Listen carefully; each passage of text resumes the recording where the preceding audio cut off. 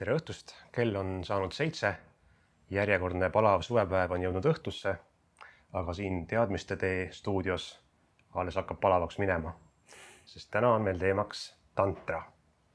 Ja oma teadmisi selles vallas jagab meiega joogaõpetaja, tantrameister Ingvar Vilido Isperananda, tere! Tervist! Ma küsin kohe alustuseks, mis vahe, kui üldse on siis joogal ja tantral? Tantra käib jooga juurde, aga selleks on vaja kindlasti aru saada, mis asi on tantra, sest see, kuidas tantrast üldiselt aru saadakse, tead, see on täielik jama.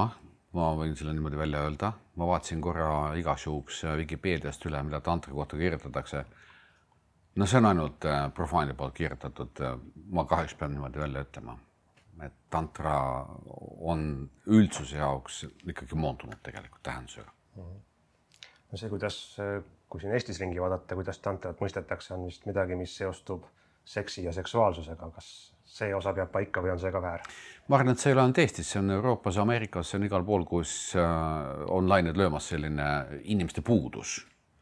Puudus tähendab seda, et kellel ei ole seksuaalsusega probleeme. Vist on peaaegu iga inimesega, eks ole. Ja siis on see tantra on hea nimi, kuidas siis kuidagi nende asjadega tegeleda ja saada kuidagi need asjad võib-olla seksuaalsed asjad enda nagu joone peale või nagu korda võib-olla rohkem või anda rohkem vabadust või. Aga tantra on midagi muud. Sõna tantra tähendab tegelikult lõimumist.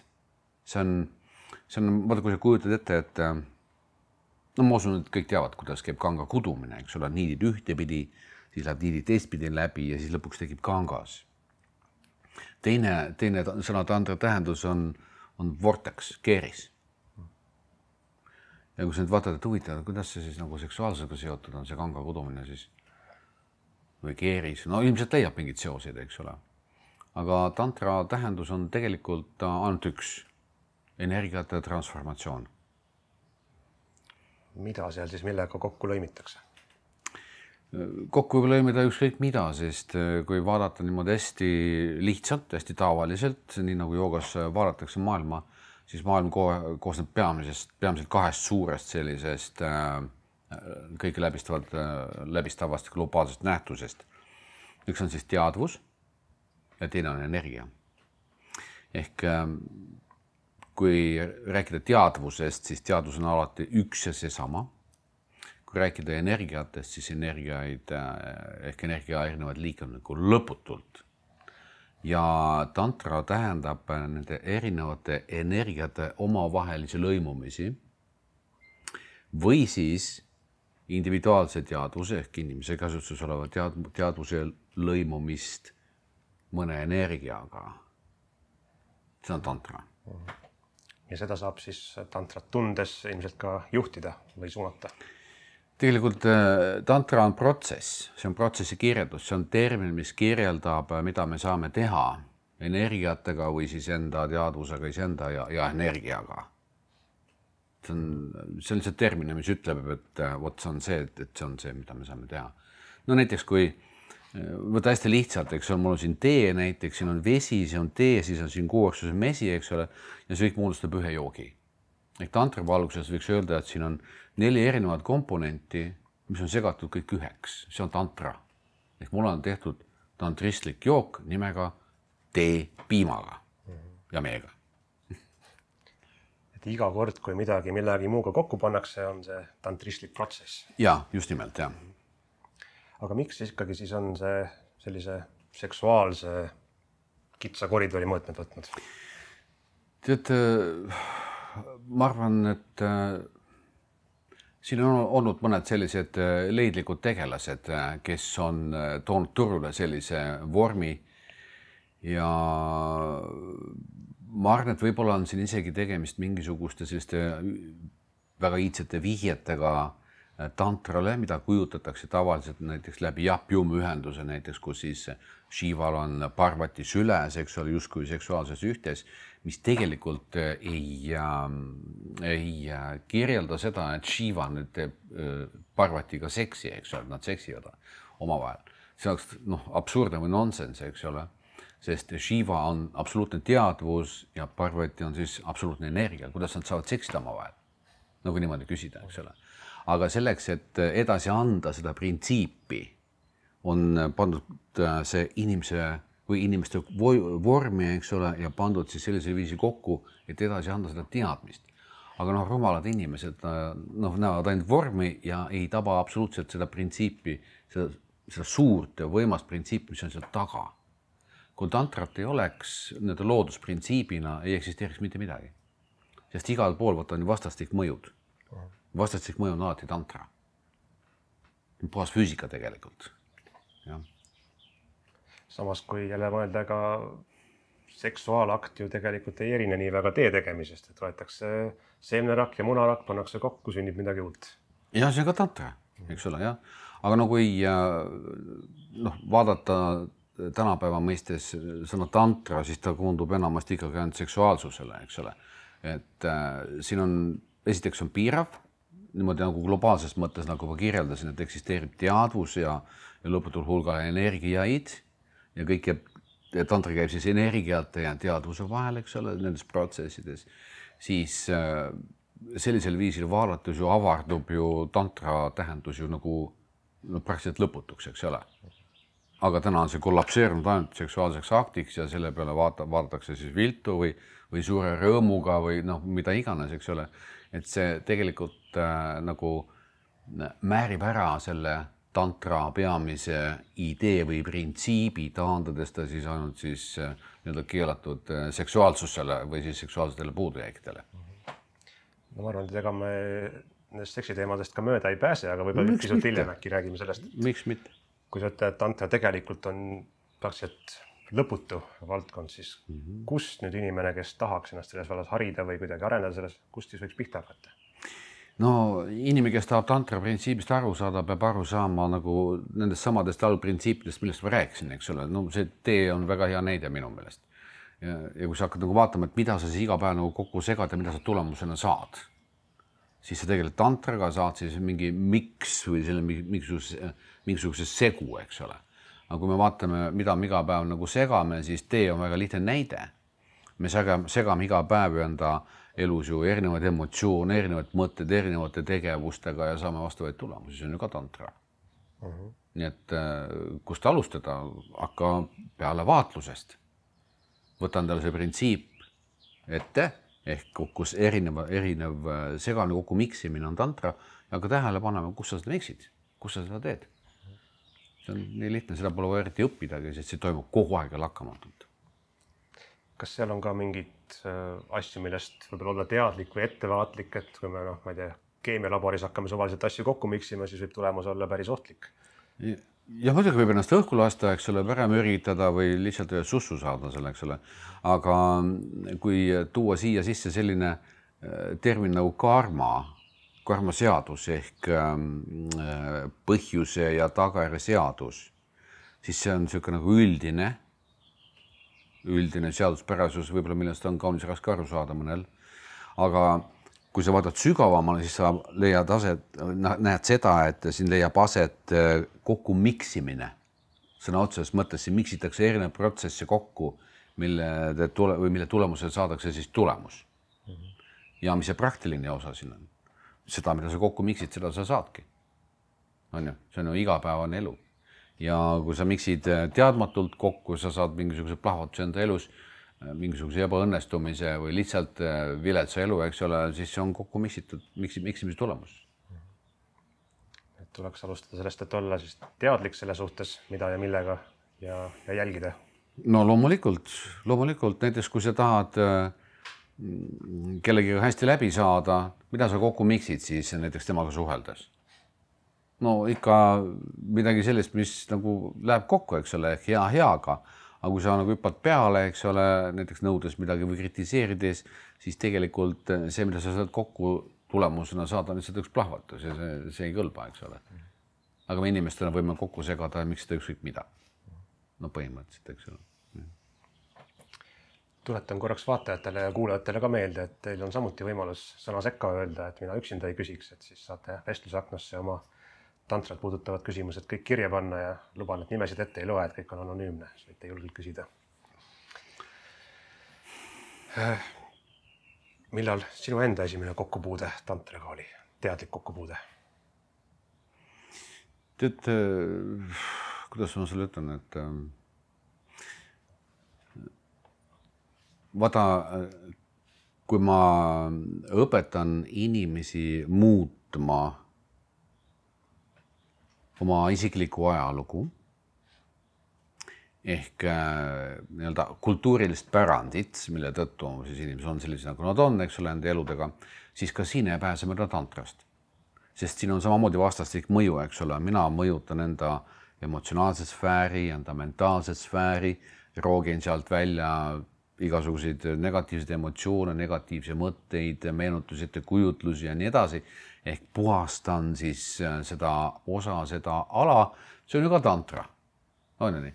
Aga no, ma olen seda teinud nii kaua, õpetan ka nii kaua, eks ole, ja teen teisi asju ka, millest me täna inimesed ei räägi, eks ole, mis on ka võib-olla täitsa arusaamatud mõnedele kuulajatele, siis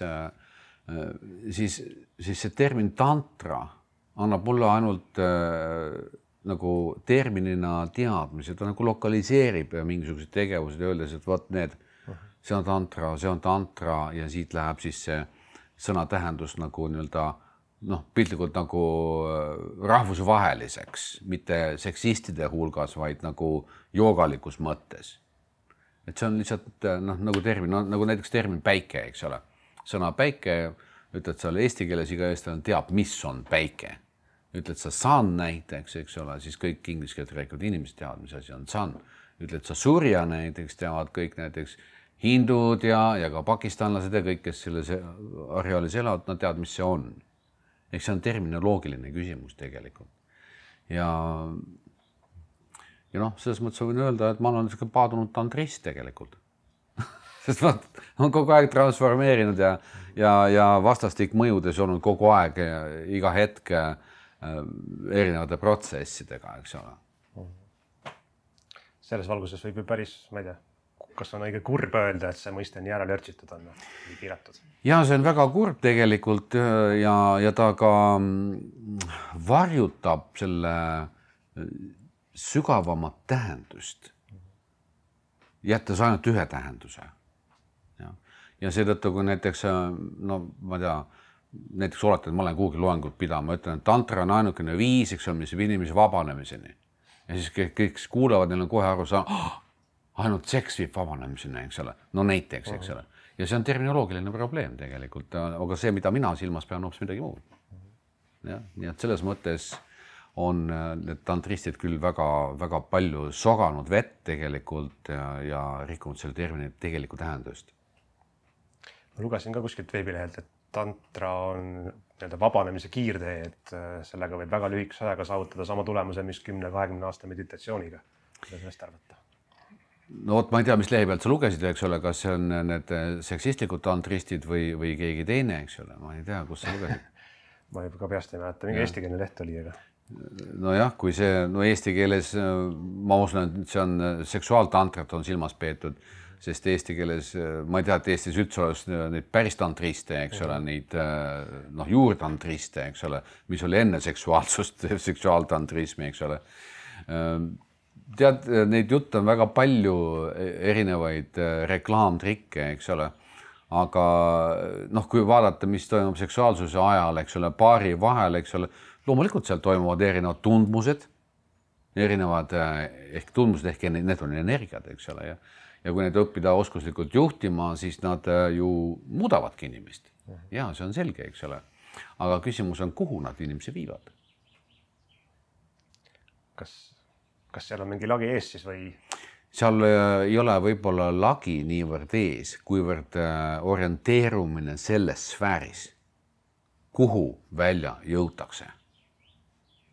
Ehk siin peab olema keegi, kes on juba välja jõudnud nendesse sfääridesse, kes on juba tippu jõudnud, siis ta teab tantrat juhtides, eks ole, või õpetades, et kuhu peab välja jõudma. Sest kui tegemist on näiteks seksuaalaktiga tantra valguses, nagu öeldakse, kas siis vahetult või siis kaudselt näiteks või ma ei tea, mis moodi, eks ole, siis tegelikult peab olema kõik juhendatav selleks, et õpilane, siis antud juhul õpilane, mitte keegi nautleja, eks ole, sest kui võtame seda joogaliku tehnikana näiteks, eks ole, siis on puhas tehnoloogia, mis viib inimese siis mingisugusele uuele tasemele, siis see peab olema juhendatud ja alati ühtepidi, ühtemoodi, sest iga kogemus ei vii sihtmärgini. Ja, ehk kui lihtsalt tahetakse kogemusi saada, siis see ei ole tantra. See on lihtsalt kogemuste saamine, see ei ole transformatsioon. Iga tantra lõpeb püsiva saavutusega, mille puhul tantrat enam vaja ei ole. Ja.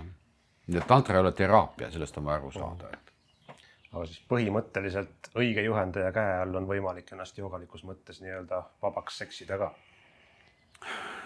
See on keeruline, ma arvan, sellepärast, et siin peab olema väga hea ettevalmistus.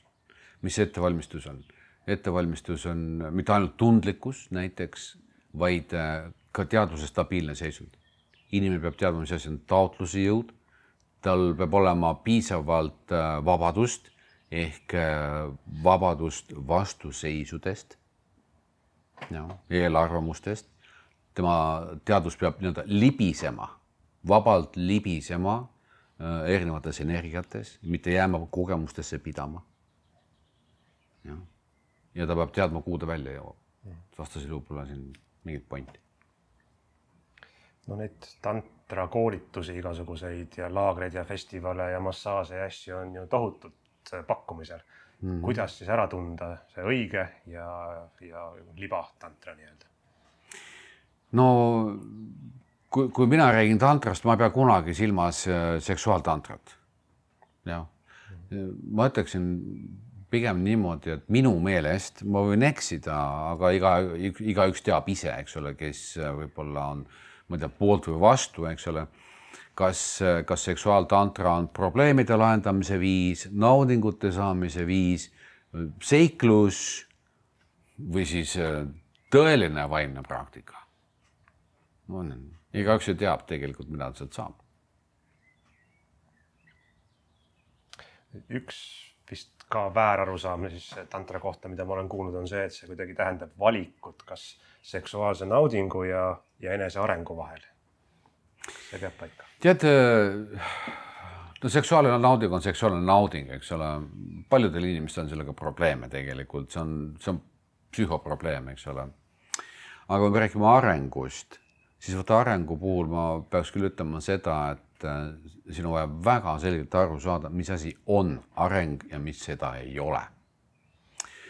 Kui me vaatame niimoodi hästi tavalises mõttes inimest, eks ole, siis kõik teavad seda, et inimene peab arenema. Aga kui vaadata joogalikust aspektist lähtuvalt, siis inimene ei arene. Ta ei ole arenemise võimeline. Aga siin on vaja nüüd selgitust. Miks? Sellepärast, et joogalikus vaates vaadatakse inimest kui teadvust. Mitte kui keha, oma psühholoogiaga, psüühikaga ja nii edasi, mõtete ja emotsioonidega, vaid vaadatakse kui olemasolu, tegelikku mina. Aga tegelikku mina pole kuskile arendada, sest see on juba perfektne. Ja kui vaatame nüüd arengut, siis võiks tegelikult öelda, et mitte inimene ei arene, vaid see, mis kuulub inimese juurde, et see areneb või seda arendatakse. Näiteks arendatakse enda võimet tunda emotsioone, vallata võib-olla keha, võib-olla juhtida enda emotsioone, juhtida enda mõtteid näiteks, enda mälu, enda kujutlust, enda teadvustamist. Need on kõik sellised inimeste otseselt mitte puudutavad tegevused, aga neid peetakse inimese arenguks, mida see tegelikult ei ole.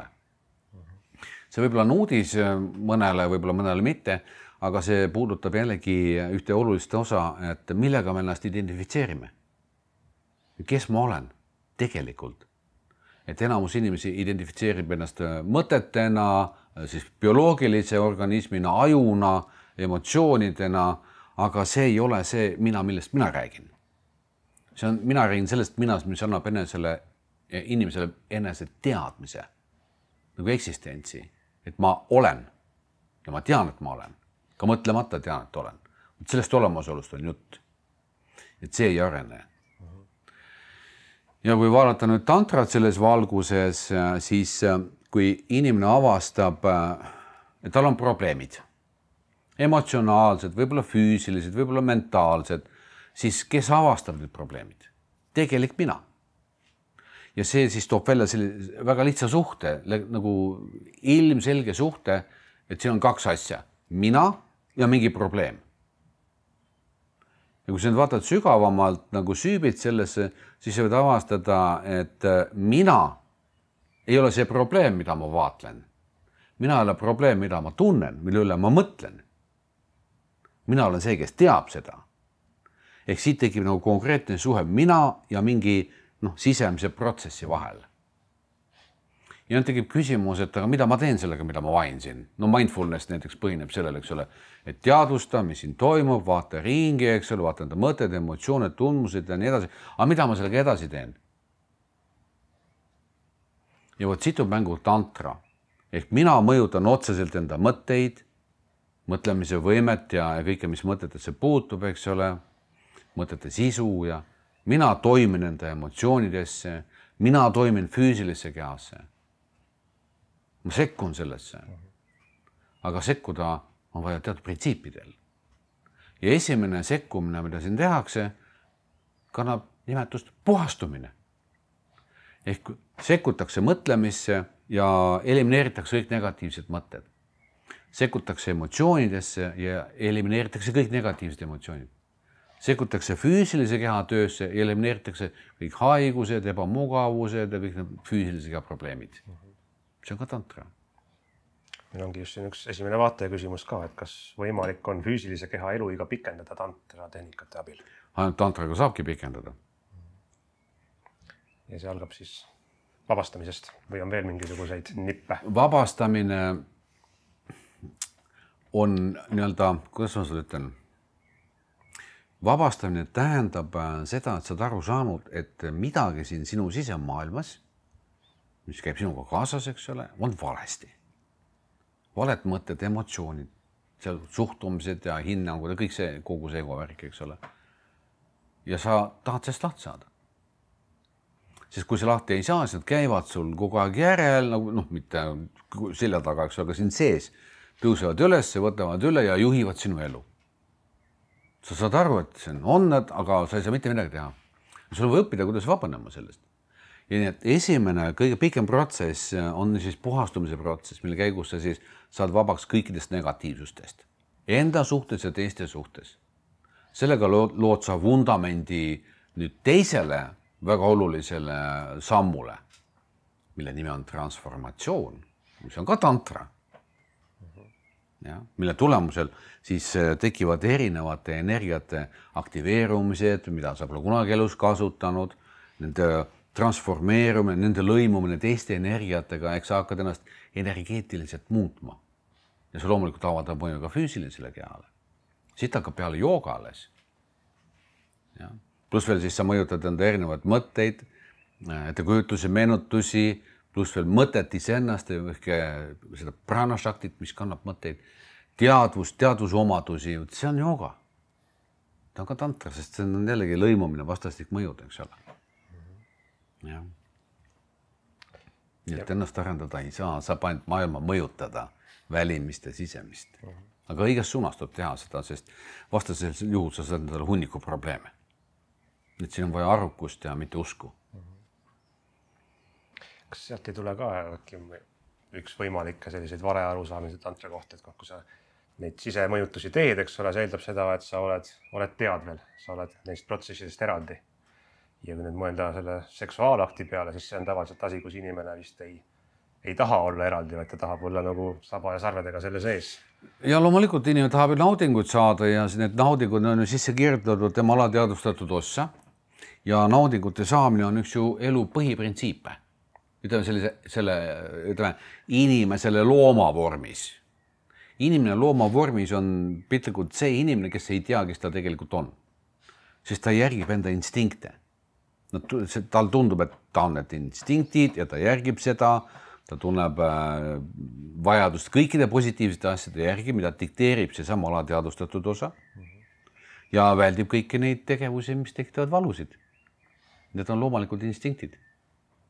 Ja siin ei ole joogat veel.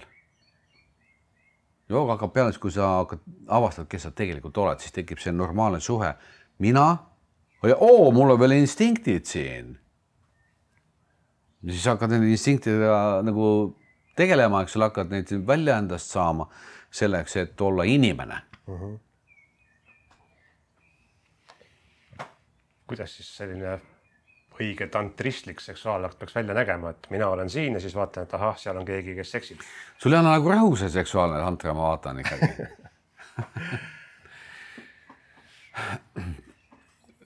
Seksuaalne tantra on tavaline seksuaalakt, mille puhul teadvustatakse toimuvat ja juhitakse siis selle käigus aktiveeruvaid energiaid joogalikul viisil. Juhitakse. Siin pole mitte midagi tegemist naudingutega. See on nagu, on jõgi, eks ole, ja sa vaatad, vesi tuleb, eks ole, ja sa nüüd näitad talle, nüüd jooksed sinna niimoodi. Aga sa ei sukeldu sinna ja ei uju seal, eks ole, naudingu jões. Tantra puhul on alati eraldatus. Ma siis võiks ju küsida, et milleks siis üldse seksida, kui naudingut pole? Või polegi vaja äkki? Aga vaata, siit jõuamegi jooga juurde. Üks kõige suuremaid inimprobleeme ongi seksuaalsus. Kui sa vaatad, siis tänapäeval on väga levinud seksism, eks ole. Kui niimoodi võtta, erootika on igal pool, eks ole, kuhu sa ka ei vaataks. Aga miks? Sest see on üürne instinkt ja selle peale võib üles ehitada ükskõik mida. Aga see instinkt on loodud meeldivana ainult selleks, et elusolendid saaksid sugu jätkata. Sest vastasel juhul nad ju lihtsalt ei teeks seda. Ja kui nüüd vaadata seda instinkti ja sõltuvust sellest instinktist, siis see on ju meeletult suur. Aga jooga ei ole sõltuvus, vaid jooga on sõltuvustest väljumine, nendest enda eraldamine. Sest instinktid on ju ka loodusjõud. Me tunneme neid, järelikult nad on emotsionaalsed, eks ole. Aga teadvus on emotsioonitu. Ja seni, kuni inimene ei eralda ennast ja kinnistu endasse, aru saades, kes ta tegelikult on, nii kaua tal läheb oma instinktidega kaasa, pidades seda kõige olulisemaks asjaks. Ja kui veel mõni tantristlik õpetaja ütleb ka, et see on kõige olulisem asi, see on see elusool, eks ole, see on see vaimne ka veel, no tahaks inglise keeles öelda, tead see võtte ja F on siin, eks ole, no see ei ole see. See on lihtsalt instinkti ära kasutamine selleks, et inimesi lollitada lihtsalt. Muidugi ütleme, psühhoteraapia on see kindlasti hea, ma usun. Nende, kellel on probleemid seal nende asjadega. Aga lihtsalt energiana võttes, kas see seksuaalenergia on siis millegi poolest eriline või on ta lihtsalt üks paljudest ja ei vääri mingit spets tähelepanu? Tegelikult on eriline. On eriline. Selles mõttes on ta eriline, et ta on loov. Ehk ta on võimeline algatama elu. Aga nüüd, kui vaadata näiteks joogaliku tehnoloogiat, siis mida selle energiaga tehakse? Seda energiat ei kasutata selleks, et teda välja lasta läbi seksuaalakti, vaid tal antakse teistsugune suund, ta suunatakse keha sisse. Selleks, et pikendada elu keha sees. Selleks kasutatakse teda. Aga see ei ole mitte kuidagi seksuaalsusega seotud, on vahetult. Nii et seksuaalne energia on looja energia. Ehk on teada ju, et joogas jagatakse globaalsed ilmingud 3 ossa, eks ole, loomine, järgmine on loomise säilitamise printsiip, mis siis säilitab loomingut ja on siis hävitamine, mis siis laseb säilitamise kammitsatest lahti, nii et ta laguneb uuesti algaineks, millest hakkab uuesti loomine. Nii et seksuaalenergia on brahma energia, loov energia. Aga brahmal ehk loojal ei ole iseseisvat loomist,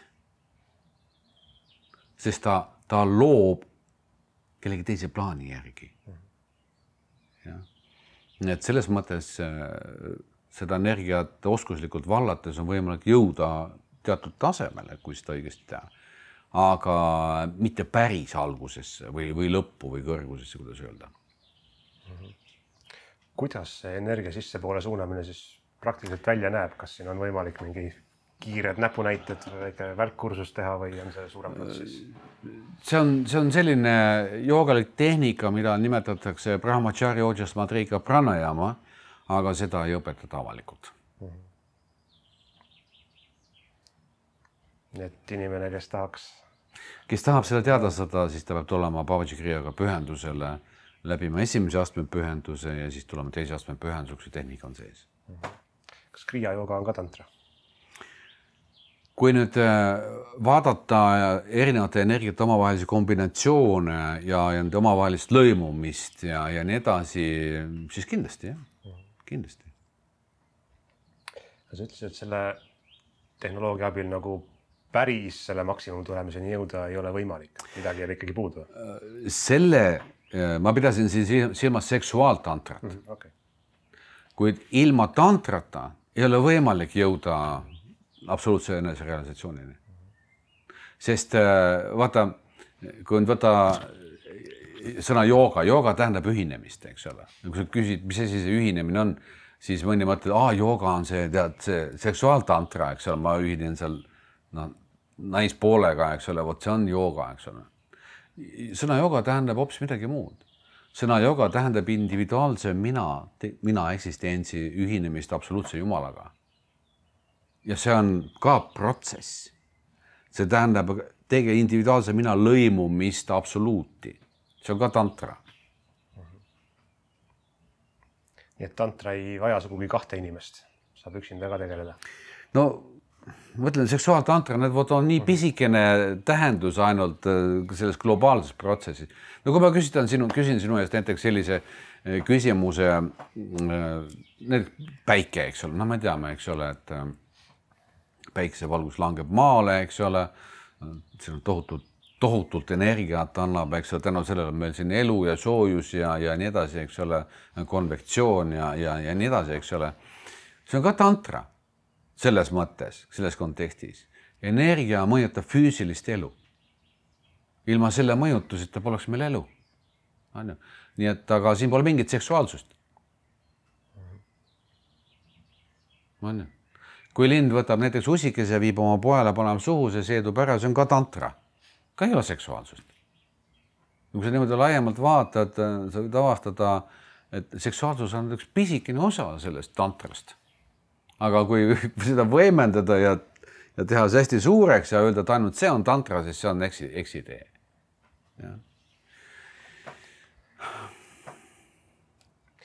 Kas siin on mingid piirid ka, et inimene saab energiat siis mõjutada, seda transformeerida ühest teise, aga on ilmselge, et minu võim nagu päikese energiale peale ei hakka. Et kus need piirid ette tulevad? Kuidas ei hakka? No ma ei saa öelda, et ära paista homme. No aga kuule, no aga sa ei saa ju siis, kuidas sa nii rumal saad olla, sa niimoodi ütled? Sa saad päikese energiat sublimeerida. Ka siin on võimalik tantrat kasutada. Muidugi sa ei saa öelda päiksele kustu ära, eks ole, ja nii edasi. Aga sa saad seda energiat kasutada. On ju nii?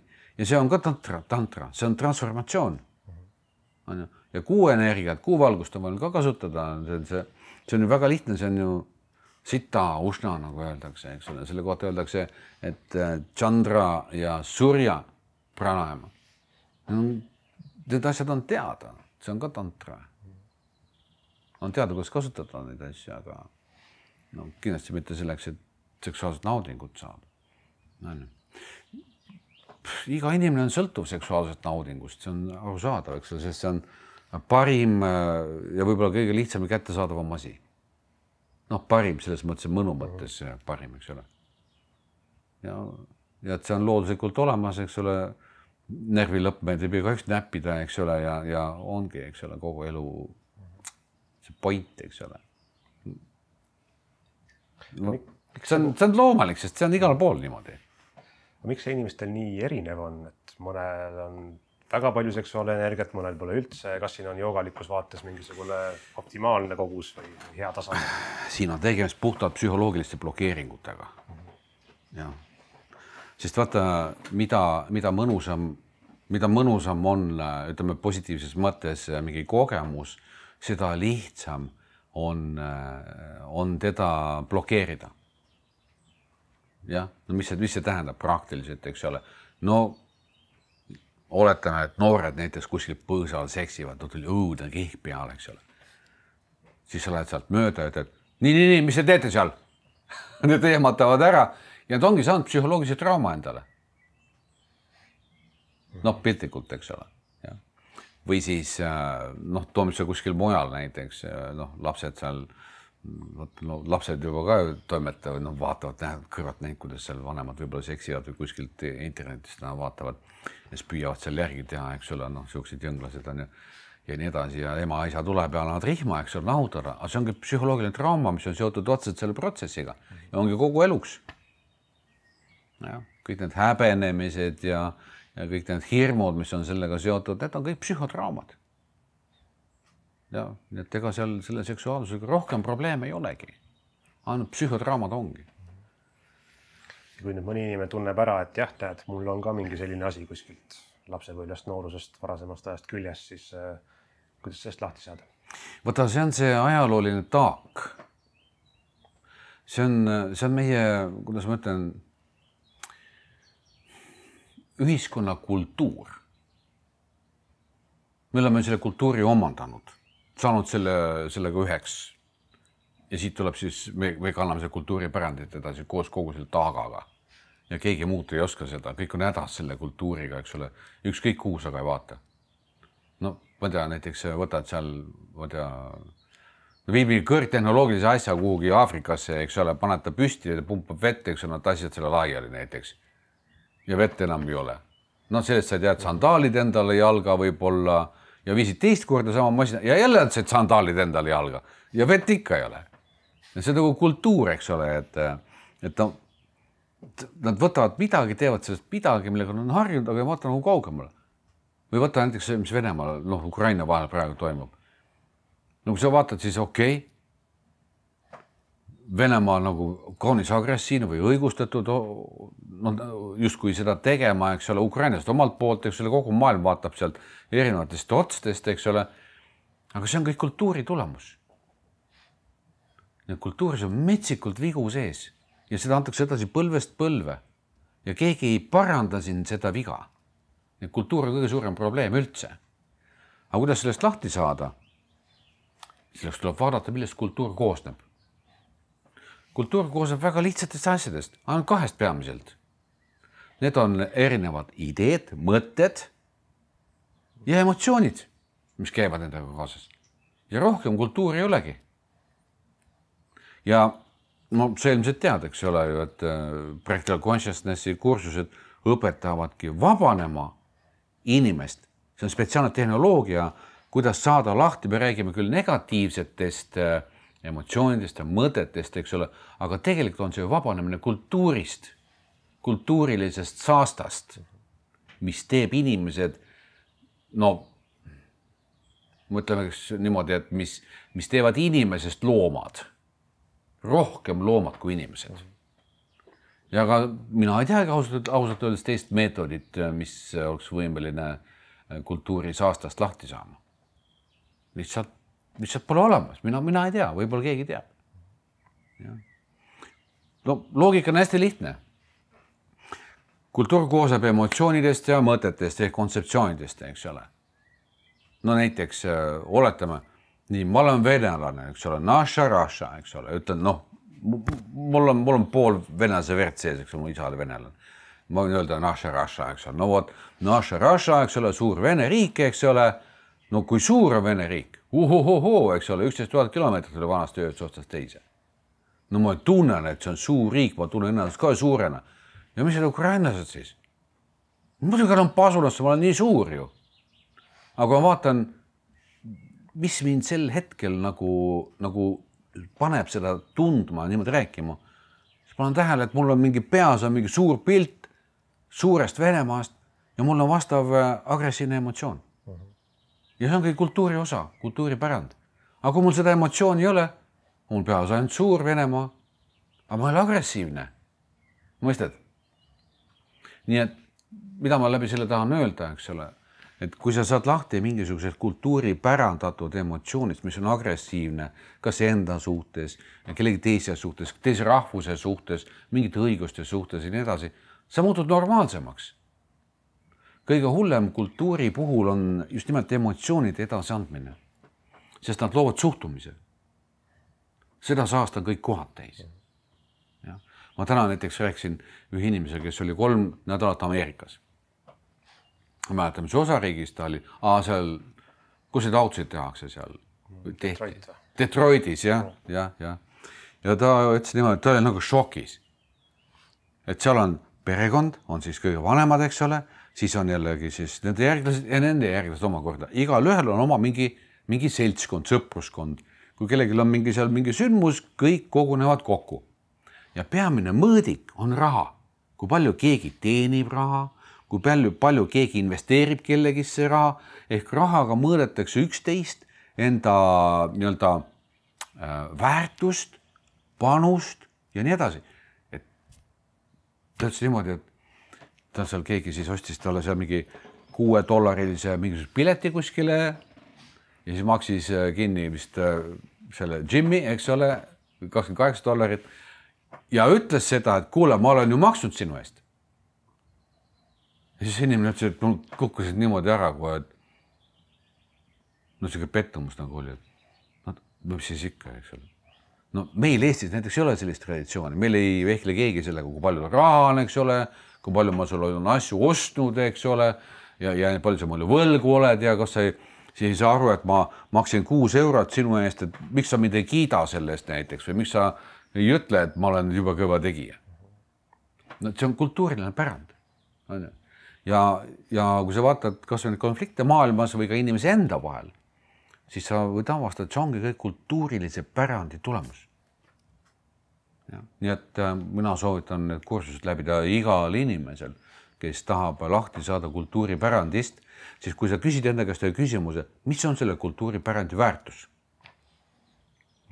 Paljude jaoks identiteet näiteks. Ja ka identiteet millega? Millegagi, sest millegagi on vaja samastada. Just, ja vaata, ja siin on teine probleem maetud. Identiteet millegiga, see on kuuluvus kuhugi. See näitab ainult ühte asja, et inimesed ei tea tegelikult, kes nad on. Ometigi nad on. Et see on tegelikult identiteedikriisi probleem. Selle tulemusel tuleb ennast kuhugi kategoriseerida. Oled sa siis seal, ma tea, see või 3. või 4. ükskõik mis gruppi sa kuulud, sest siis sa oled keegi. Samas jätad täiesti 2 silma vahele, et sa juba oled keegi. Nii et see on see, kuidas ma ütlen, võtaks juba niimoodi, et kultuuri kõige suurem probleem on see, et annab sulle vale identiteedi koos vastavate väärtustega. Ta asendab sinu tegeliku naturaalse identiteedi kunstliku ajalooliselt pärandatava identiteediga ja see on kõige suurem probleem terves inimkonnas. Kui see pärand nüüd oskuslikult ja lõplikult ja edukalt likvideerida, kas see tähendab seda, et see, mis alles jääb, need inimesed on siis kõik ühetaolised või on seal ikkagi mingid erinevused, ma ei tea, kellegi energeetiline balanss on ühesugune, kellegi teistsugune? Tead, ma ütleksin, et normaalsed inimesed. Ma ei tea, see võib-olla on revolutsiooniline, millest me räägime, inimesed mõtavad, äkki on Ingvar nagu lolliks läinud peast, eks ole, et kuhu siis kaovad erinevad inimesed, erinevad rassid ja ma ei tea, mis seal erinevad, et see kõik rikastab maailma. Ei, see ei rikasta maailma, see hävitab maailma. Ma jälle üldsegi hulluks läinud, ega ma pole tantraga ennast tuksi keeranud, vaid ma tean täpselt, kes ma olen, mitte sellepärast, et ma väidan seda, vaid sellepärast ma olen jõudnud selleni, ma olen tagasi jõudnud iseendani. Ja kui sa oled iseendana, sa võid avastada mida? Sa oled universaalne. Sul ei ole kultuurist ei sooja ega külma. Kõlas juba väga raskelt, eks ole. Sest eriti meil Eestis on kultuur on väga-väga kõrgel tasemel, eks ole. Noh, peetakse vähemalt lugu, eks ole. sa võid avastada, et sa ei ole enam kultuuriori. Et sa oled vaba. Sa oled vaba selles mõttes, et sa oled normaalne, rahulik, teadlik, orienteerud selles, mida sa elus teed, mis elus juhtub. Sa oled humaanne. Nagu naturaalselt humaanne ja arukas. Mitte ajupestud, vaid arukas. Kultuur on aju pesemise masin. Ja, kui me vaatame jällegi see sõda, eks ole, mis seal toimub, eks ole. Räägitakse vene rahvus on ajupestud. No kes ei oleks ajupestud? Kõik need, kes ei ole tegeliku minana, on ajupestud. No mida tähendab ajupesu siin? See tähendab seda, et sa usud enda mõtteid, sul on identiteet just kui nendega tegelikult ei ole. Ehk sa ei tea, kes sa oled. Ja? Nii et ajupesu ei tähenda seda, et sulle pannakse ainult mingid ideid pähe. Üldse ei tähenda seda. See tähendab identiteedi puudust. Ja, see on ajupesu. Selles mõttes on kõik ajupestud. Kui nüüd neist kütketest vabaneda, kas siis identiteet kaob ära või asendab see millegi muuga? Et ma ei tea, kas näiteks joogidel on ka mingi oma gäng, et kui sa näed teist valgustunud, siis noogustad tunnustavalt, et see on minu tüüp. Vaata, joogidel ei ole seda identiteeti, millest tavaliselt räägitakse kui identiteedist. Joogi identiteet on naturaalne, kultuurivaba olemasolu. Ja nüüd inimene mõtleb, olemasolu, issand, mida see tähendab, mis on luuserid, kõik need joogid või mis. Ei, vaata, see vajab natukene selgitamist. Võib-olla seda on kõige lihtsam teha läbi küsimuse, eks ole. Kui sa esitad endale ühe lihtsa küsimuse, kas ma olen olemas? Mis sa vastad? Vastan jah. No sa pidid järgi mõtlema või? Ja ma olen seda varem ka küsinud, et ei pidanud, aga... Just nimelt. Aga kui sa nagu vaatad, kas ma olen olemas? Muidugi olen. Olen jah. Ja kui sa küsid, kas ma olen sellepärast olemas, et mul on mõtted? Vaatad? Mõtted on, aga ma olen ikka olemas. Kui sa proovid korraks need mõtteid vaigistada, no lihtsalt, et poleks peas. Uurid, kas siis jäi olemasolu alles? Kas ma ikka olen olemas? Avastad, et ongi alles. Ikka on alles. Ja siis mõtled, et mul praegu mingi emotsioon, eks ole. Aga kui seda emotsiooni ei oleks, kas ma oleks ka alles? Vastus on muidugi oleks. Ja. Millele see viitab? See viitab, et meie identiteet ei sõltu sellest, mida sa mõtled, meenutad või kujutad ette või mida sa tunned. Meie identiteet on sõltumatu nendest protsessidest. Ja kui nüüd joogi, kes on oma identiteedi avastanud, näeb teist joogit, siis ta lihtsalt kummardab selle joogi ees. Muidugi ta tunneb ära, et kes on oma tegelikus identiteedis ja kes on seal kultuuripärandis. Loomulikult, see on väga lihtne ja selge, eks ole. Aga kummardatakse mitte sellepärast, et hi guys, vaid sellepärast, et see on suure töö tulemus. See on töö, mille eest tuleb kummardada lihtsalt. Et sa oled lahti saanud oma vale identiteedist ja oled lõpuks juurdunud iseendasse. See on midagi erilist tegelikult. Ja. Nende inimeste seas, kellel pole oma tegelikku identiteeti veel avastatud. Kuigi naturaalselt on ta kõigil iga hetk olemas. Nii et joogid ei ole mingi gäng, vaid nad on valgustunud ehk jõudnud, valgustumist nimetatakse siin selleks, kes sa tegelikult oled. Sest see toob sisse sinu ehk iseendana olemine avab sulle teistsuguse arusaamise maailmast. See annab nagu pöörab teise lehe.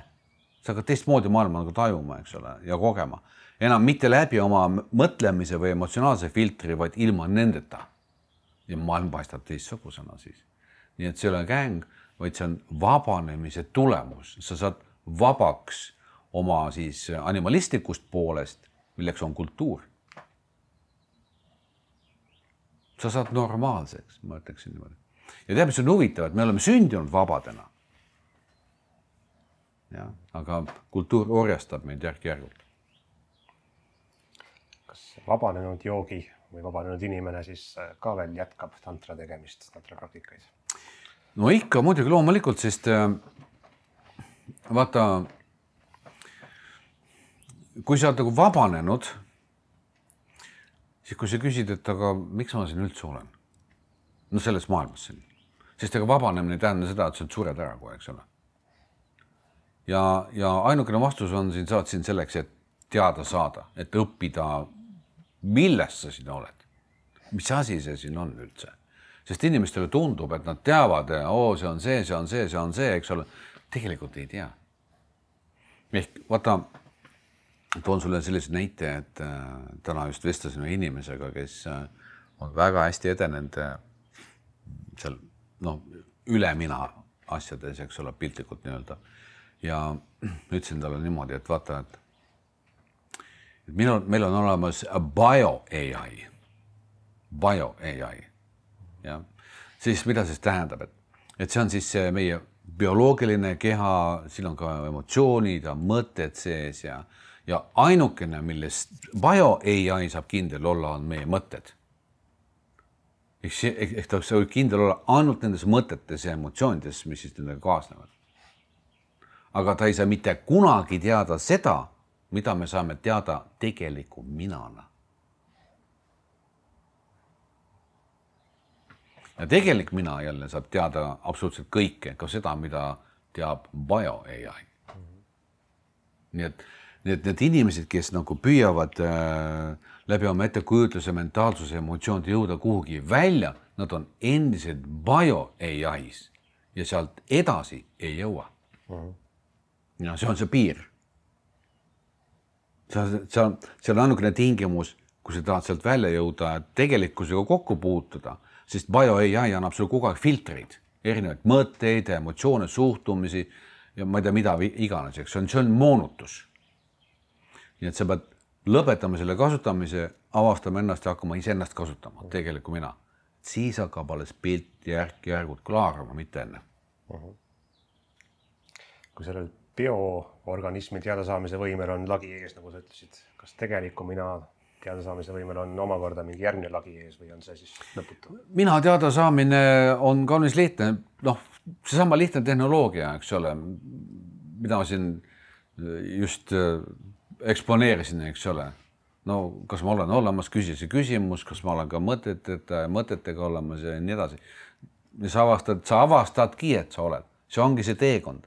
See võib olla nagu ühelt poolt ülilihtne on sellepärast, et minu jaoks on see mingi tavaline asi ja ma suudan seda hästi lihtsalt nagu seletada, eks ole, ilma selle seletuseta on see nagu tõesti võimatu. Mis minast ta siin räägib, idioot on või? Ja nii-öelda päris joogamaailmas on see ikkagi keeruline protsess, aga siin on see väga lihtne, aga see ei tähenda, et seda peaks alahindama. Või seda võiks nii sama lihtsalt võtta, nagu ma rääkisin, tee seda, avasta see, oledki sina eks ole, oledki väljaspool oma bio-AI-d. See on tõsine tegelikult, jah. Ja nüüd, kui sa oled avastanud, siis kes sa oled ja oled avastanud, mida sa siin teed, eks ole, siis sidade traditsioonist me teame seda, et me oleme siin selleks, et tundma õppida. Mis asi see siin on see maailm? Kuidas ta funktsioneerib, mida me teeme, mida me saame teha, eks ole, nii edasi, mida me ei saa ja nii edasi. Eks see on uurimise ala, kogu maailm on uurimise ala. Ja mitte ainult füüsiline, vaid ka vitaalne ehk erinevad emotsioonid, energiad, informatsioon ehk mentaalsus, teadvus ise ja nii edasi. See on kõik uurimise ala tegelikult. Aga mida tähendab uurimise ala? Uurimise ala tähendab see, et mina saan teada. Ehk tegelikult mina saab teada, mis siin tegelikult on. Ja selle uurimise puhul me ei kasuta üldse mõtlemist ega emotsioone. Me oleme täiesti objektiivselt, ehk me õpime tundma loodust. Ja loomulikult, kui tekib ühel hetkel selline küsimus, et kuule, aga kust siis mina pärit on? Kust see minu olemasolu pärit on? See kulub ka jooga juurde. Ja siis hakkad nagu vaatama, et huvitav, kust see on, siis teed oma uuringu ja siis avastad, et vau,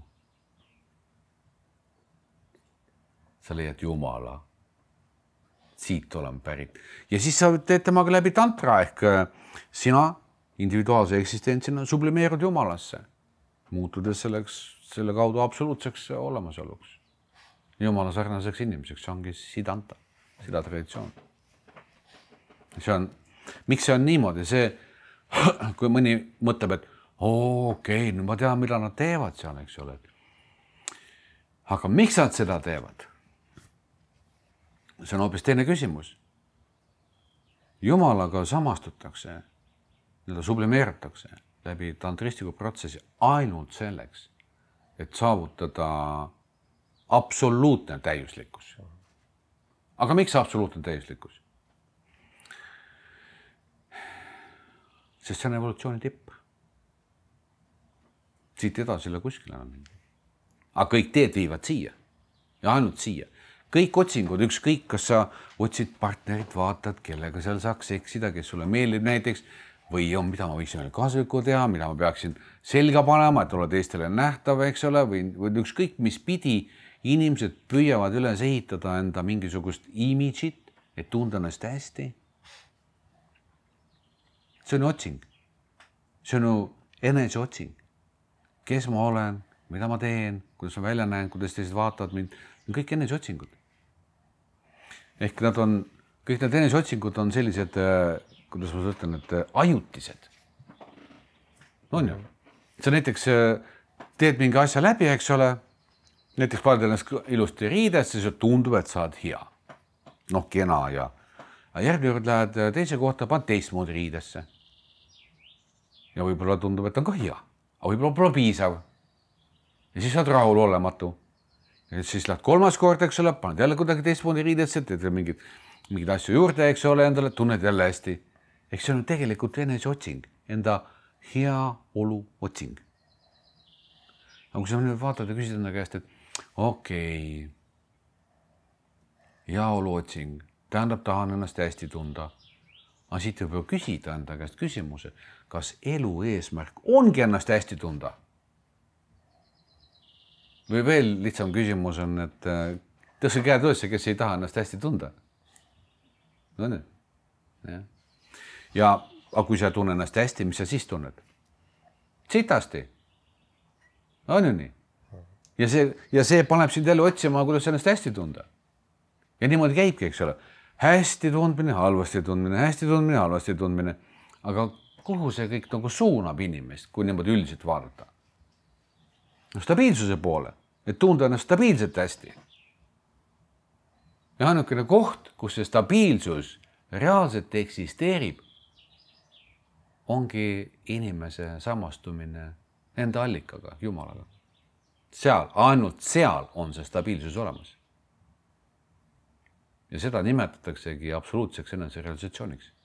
Ja seepärast nimetatakse ka joogat joogaks ehk ühinemiseks. Individuaalse eksistentsi ühinemist Jumalaga. See on see point. Kas seal teekonna lõpus saavad küsimused ka otsa? Muidugi saavad. Muidu võib alati küsida, et aga milleks see ja kust see pärit on? Ei, vaata. Küsimused on andnud selle lolli mõistuse poolt. Ja. Miks mõistus loll on? Vaat kui mõistus oleks tark, siis ta ei küsiks mitte midagi. Kus kõik teada.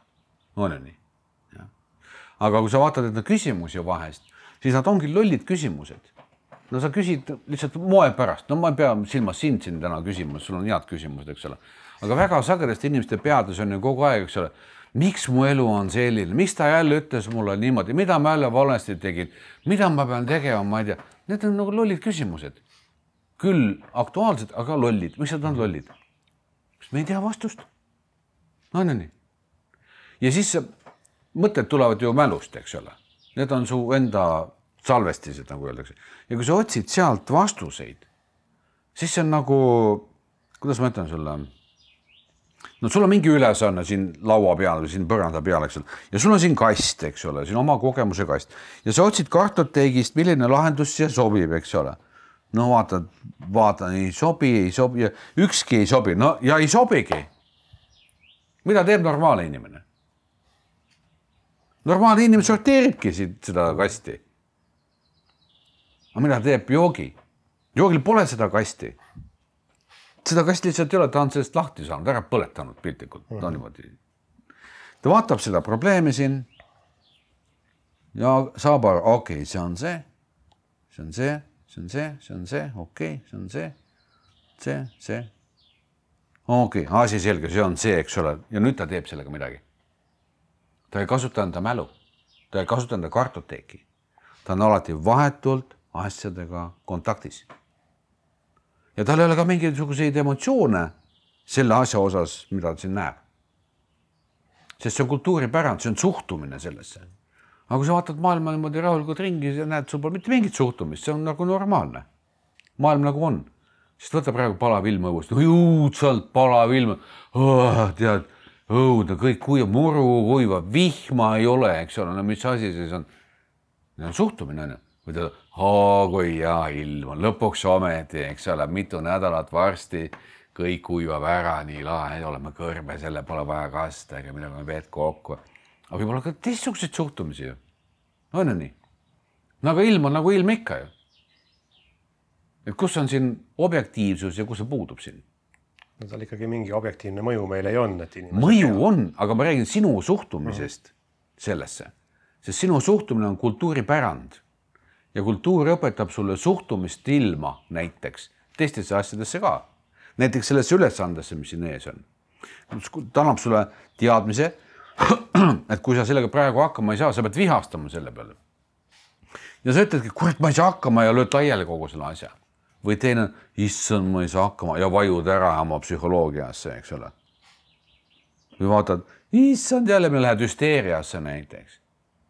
See on kõik kultuuripärand. Joogid ei tee niimoodi. Joogid teadvustavad, nad kasutavad arukust, aga arukus ei ole mõtlemine ega emotsionaalne reaktsioon. See on tegelikult mina tarkus, võimekus. Aru saada, taibata, eristada, süveneda, kasutada intuitsiooni ja inspiratsiooni. Me kasutame neid asju. Need on kultuurivabad tööriistad. Ja. Nii et jah, täiuslikkus on hästi oluline selle saavutamine, aga see ei ole kindlasti kõigi jaoks. Sest osad on nii kultuuris kinni, et seal on kõik argumendid, see kartoteek ütleb, et tal pole õigus, vaata siin teilt on see, armastus on hästi väärtuslik, paneb kartoteegi tagasi.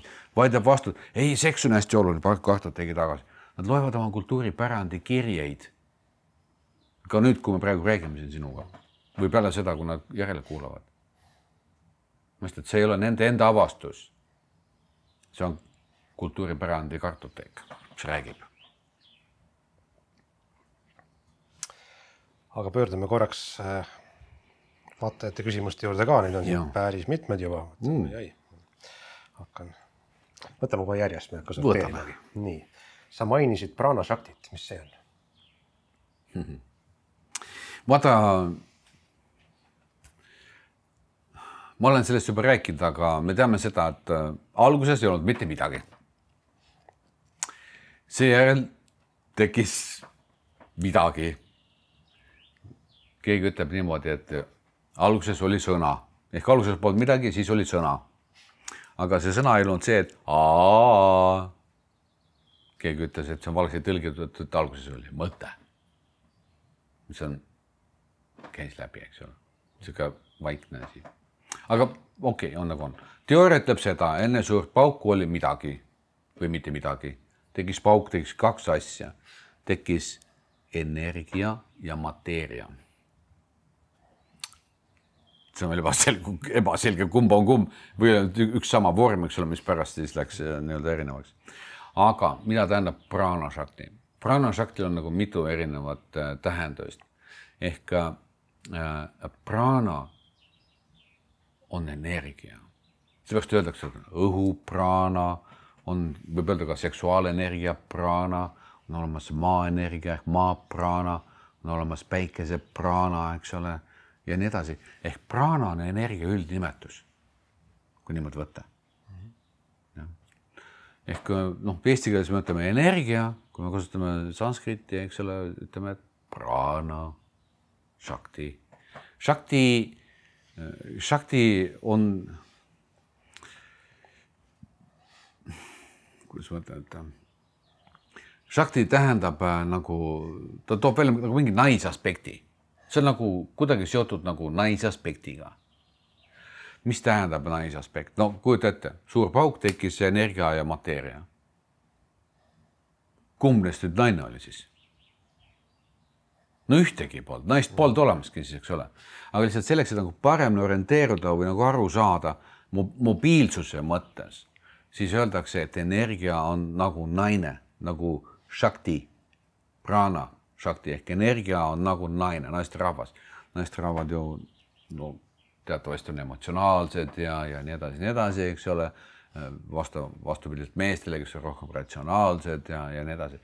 Ehk see on lihtsalt selline sünonüüm, mis ei ole nagu sisult, üldse sisu kajastav, et lihtsalt, et aru saada.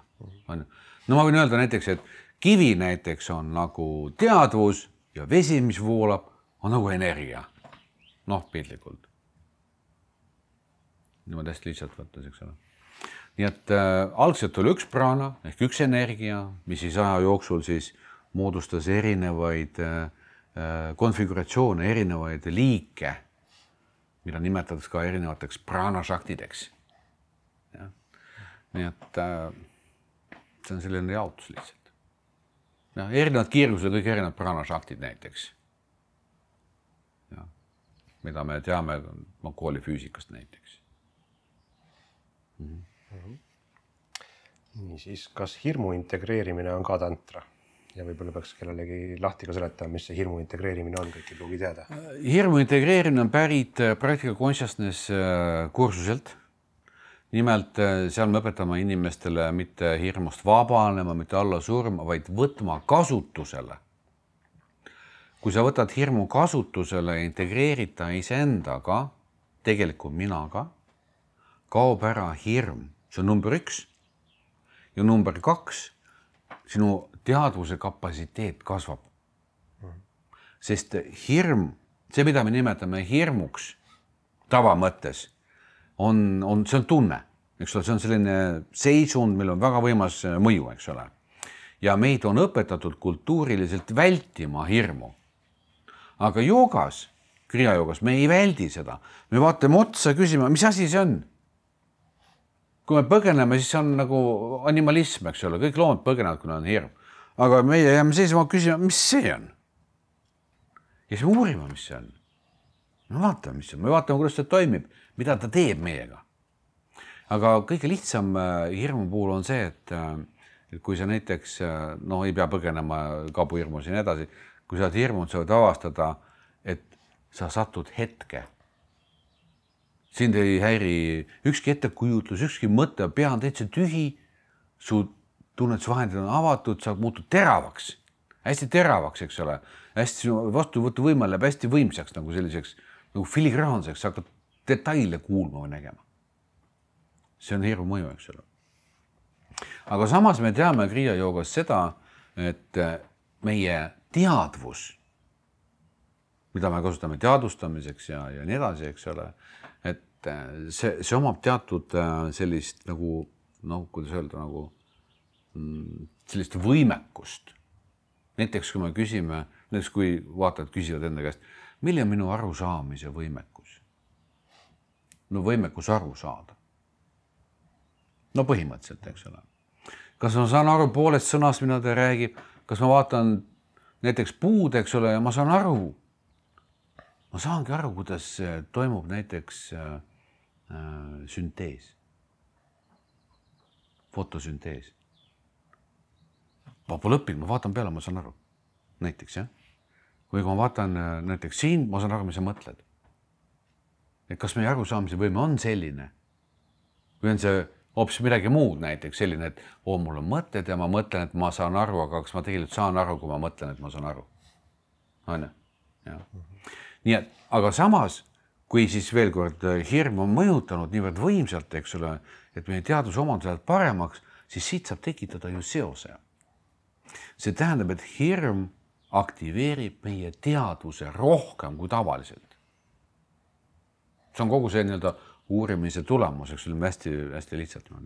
See on see põhjus, miks me integreerime hirmu tekitava jõu enda teadvusega, et olla arukam. Ehk me ei põgene hirmu eest, ei väldi, vaid võtame ta kasutusele. Et olla rohkem inimene. Sest üks nüanss veel, ma vist mainisin või jooksin üle sellest, et hirmu kogedes satub inimene alati olevikku. Minevik lülitub välja, tulevik lülitub välja, ehk kartoteek ei tööta enam, eks ole. Ja sa satud reaalsusesse, tegelikkusesse, nii nagu see on. Sa oled siin praegu. Ehk täpselt selle joone peale, kus elu toimub. See on väga objektiivne. Kas siit võiks siis järeldada, et hirmu võiks ka sellele otstarbel kasutada, nii-öelda sihilikult esile kutsuda? Loomulikult, ega me õpetamegi hirmu aktiveerima ise läbi oma kartoteegi, eks ole, ja siis uuesti ühendama enda teadvusega ja harjutama seda seni, kuni see ühendus on muutunud püsivaks. Püsiva integreerimise tulemusena inimene ei tunne hirmu. Aga ta teadvuse omadused on rohkem nagu välja tulnud. Ta on rohkem arukam kui enne seda.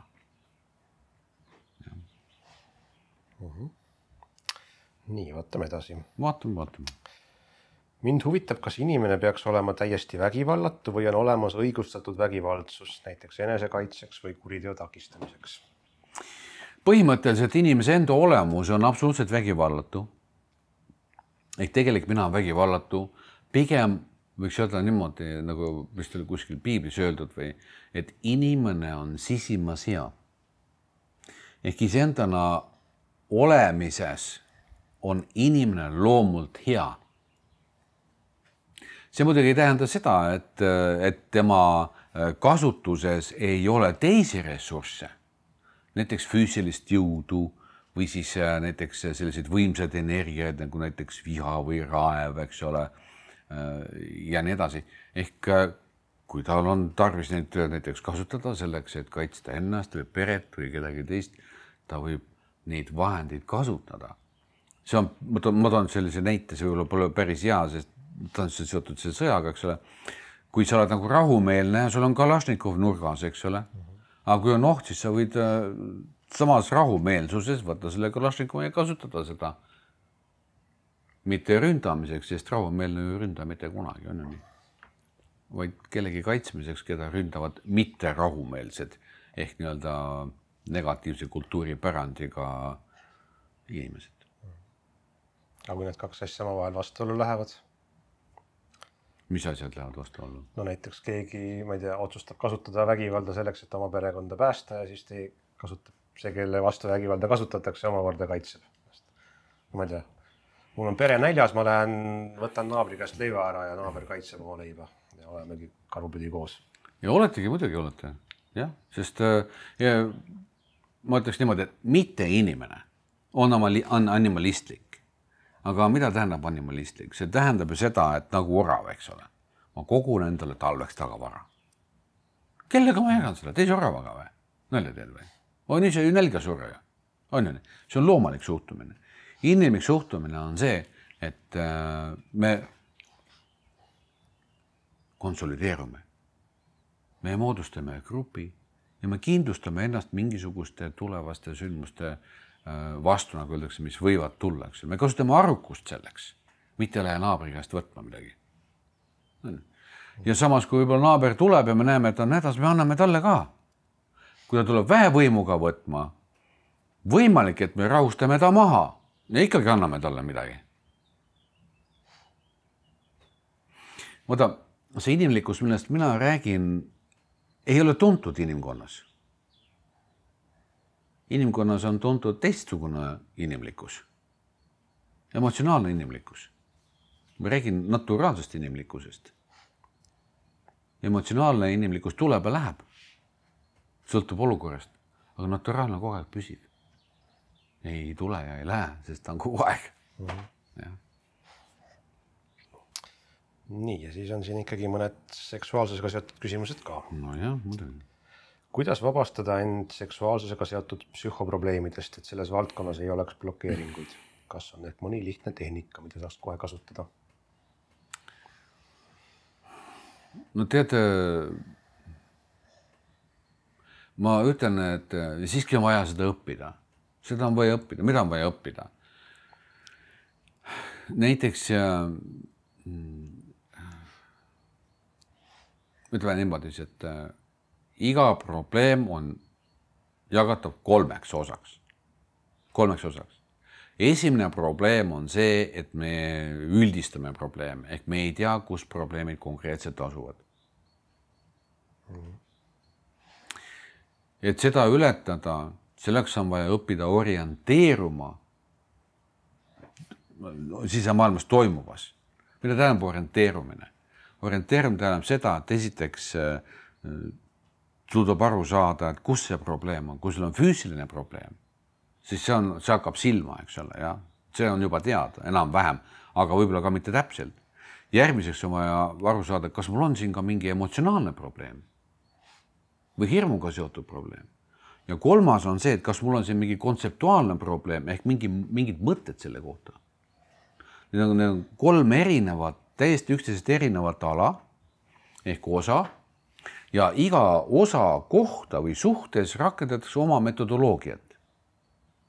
Ehk mida teha siis emotsionaalse komponendiga, kuidas sellest lahti saada, mida teha nii-öelda mõttelise komponendiga ehk kontseptuaalse osaga, mida sellega teha. Ja fakt on see, et selleks on vaja õppida. Selleks kulub 3 päeva. Ja, sest see katab palju rohkem kui ainult need probleemid. See katab ära praktiliselt kõik kultuuripärandiga seotud probleemid, kõik traumad ja lapsepõlve traumad ja sinu tänased psühholoogilised traumad ja valudega seotud traumad ja nii edasi, nii edasi. Seal on see spekter nagu A-Z-ini. Ehk 3 esimest kursust sisuliselt katavad ära kõik inimeste probleemid, et neist lahti saada. Aga kui hästi lihtsalt võtta, eks ole, siis ütleks niimoodi, et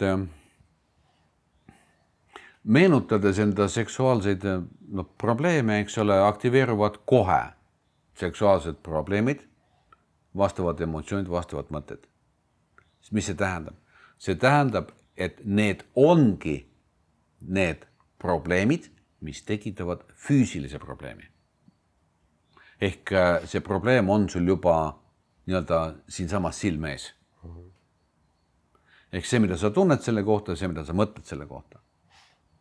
Nii et siit võib alustada siis uurimist tegelikult, et mis mul siin on emotsionaalselt sellega ja mis mul on siin mentaalselt ehk mõtteliselt sellega. Kindlasti ühte patta ei tohiks panna, sest mõtted ei ole emotsioonid. Ja kas või alustada välja kirjutamisega, et aru saada kas või intellektuaalselt, et mis probleemid mul siin on. See on vähemalt midagigi, eks ole. Aga tehnoloogia on väga lihtne, tuleb vabaneda vastavast emotsionaalsest komponendist ja vastavast mõttest, mõttemustrist. Ja ongi kõik. Ehk ega siin muid probleeme väga polegi. Kui muidugi füüsiline probleem ei ole arenenud juba, ma ei tea, mis staadiumisse, eks ole. Kultuuripärand, psüühika on peamine probleem. Ma küsin siia ise vahele veel ka, et see seksuaalne nii-öelda seksuaalsus ja seksuaalihade rahuldamine võib võtta väga erinevaid vorme, et väga leebetest ja nii-öelda okeidest asjadest kuni väga veidrate ja tumedate teemadeni, et kas energeetilises ja joogalikus mõttes on siis teatud energiad nagu väärad või halvad või on see ka kõik selline mineviku taak? Tead, kuidas ma sulle ütlen, et vaata inimene on selline pars leiutaja tegelikult, ja. Ja inimese üks probleemidest on see, et ta tüdineb. Tüdineb mingitest tavaviisidest võib-olla, siis ta tahab jälle nagu laiendada natukene, proovida teisi asju, inimene ikkagi uudishimulik, on nii. Ja ma arvan, et uudishimu on see peamine, mis edasi viib. Jah, et miks see niimoodi nagu laieneb see, ütleme, tavaline seksuaalsus, eks ole, võib laieneda ju väga laiaks, eks ole, minna. Ja muidugi on seal tegemist ka hirmude ületamisega, arvatavasti muude igasuguste probleemidega selles vallas, eks ole, et see on tüüpiline kultuuriline probleem tegelikult. Ja. Muidugi, kui nüüd võtta seksuaalsus ise, siis ta on tõesti väga võimas, eks ole, ja ta pakub naudingut, ta annab nagu vahetut naudingut. Ja selleks ei ole üldse palju vaja pingutada, eks ole. ja siis see kogemus, mis ta annab, see on eriline ja see on tüüpiliselt positiivne. Ja sellepärast ta ongi nii atraktiivne, et ta on lihtne, lihtsasti kättesaadav.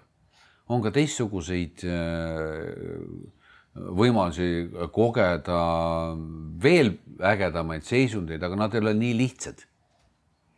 No näiteks selleks, et võimalikult lihtsalt saada erinevaid kogemusi, kasutatakse erinevaid drooge näiteks ja erinevaid tseremooniaid ja mida iganes, eks ole.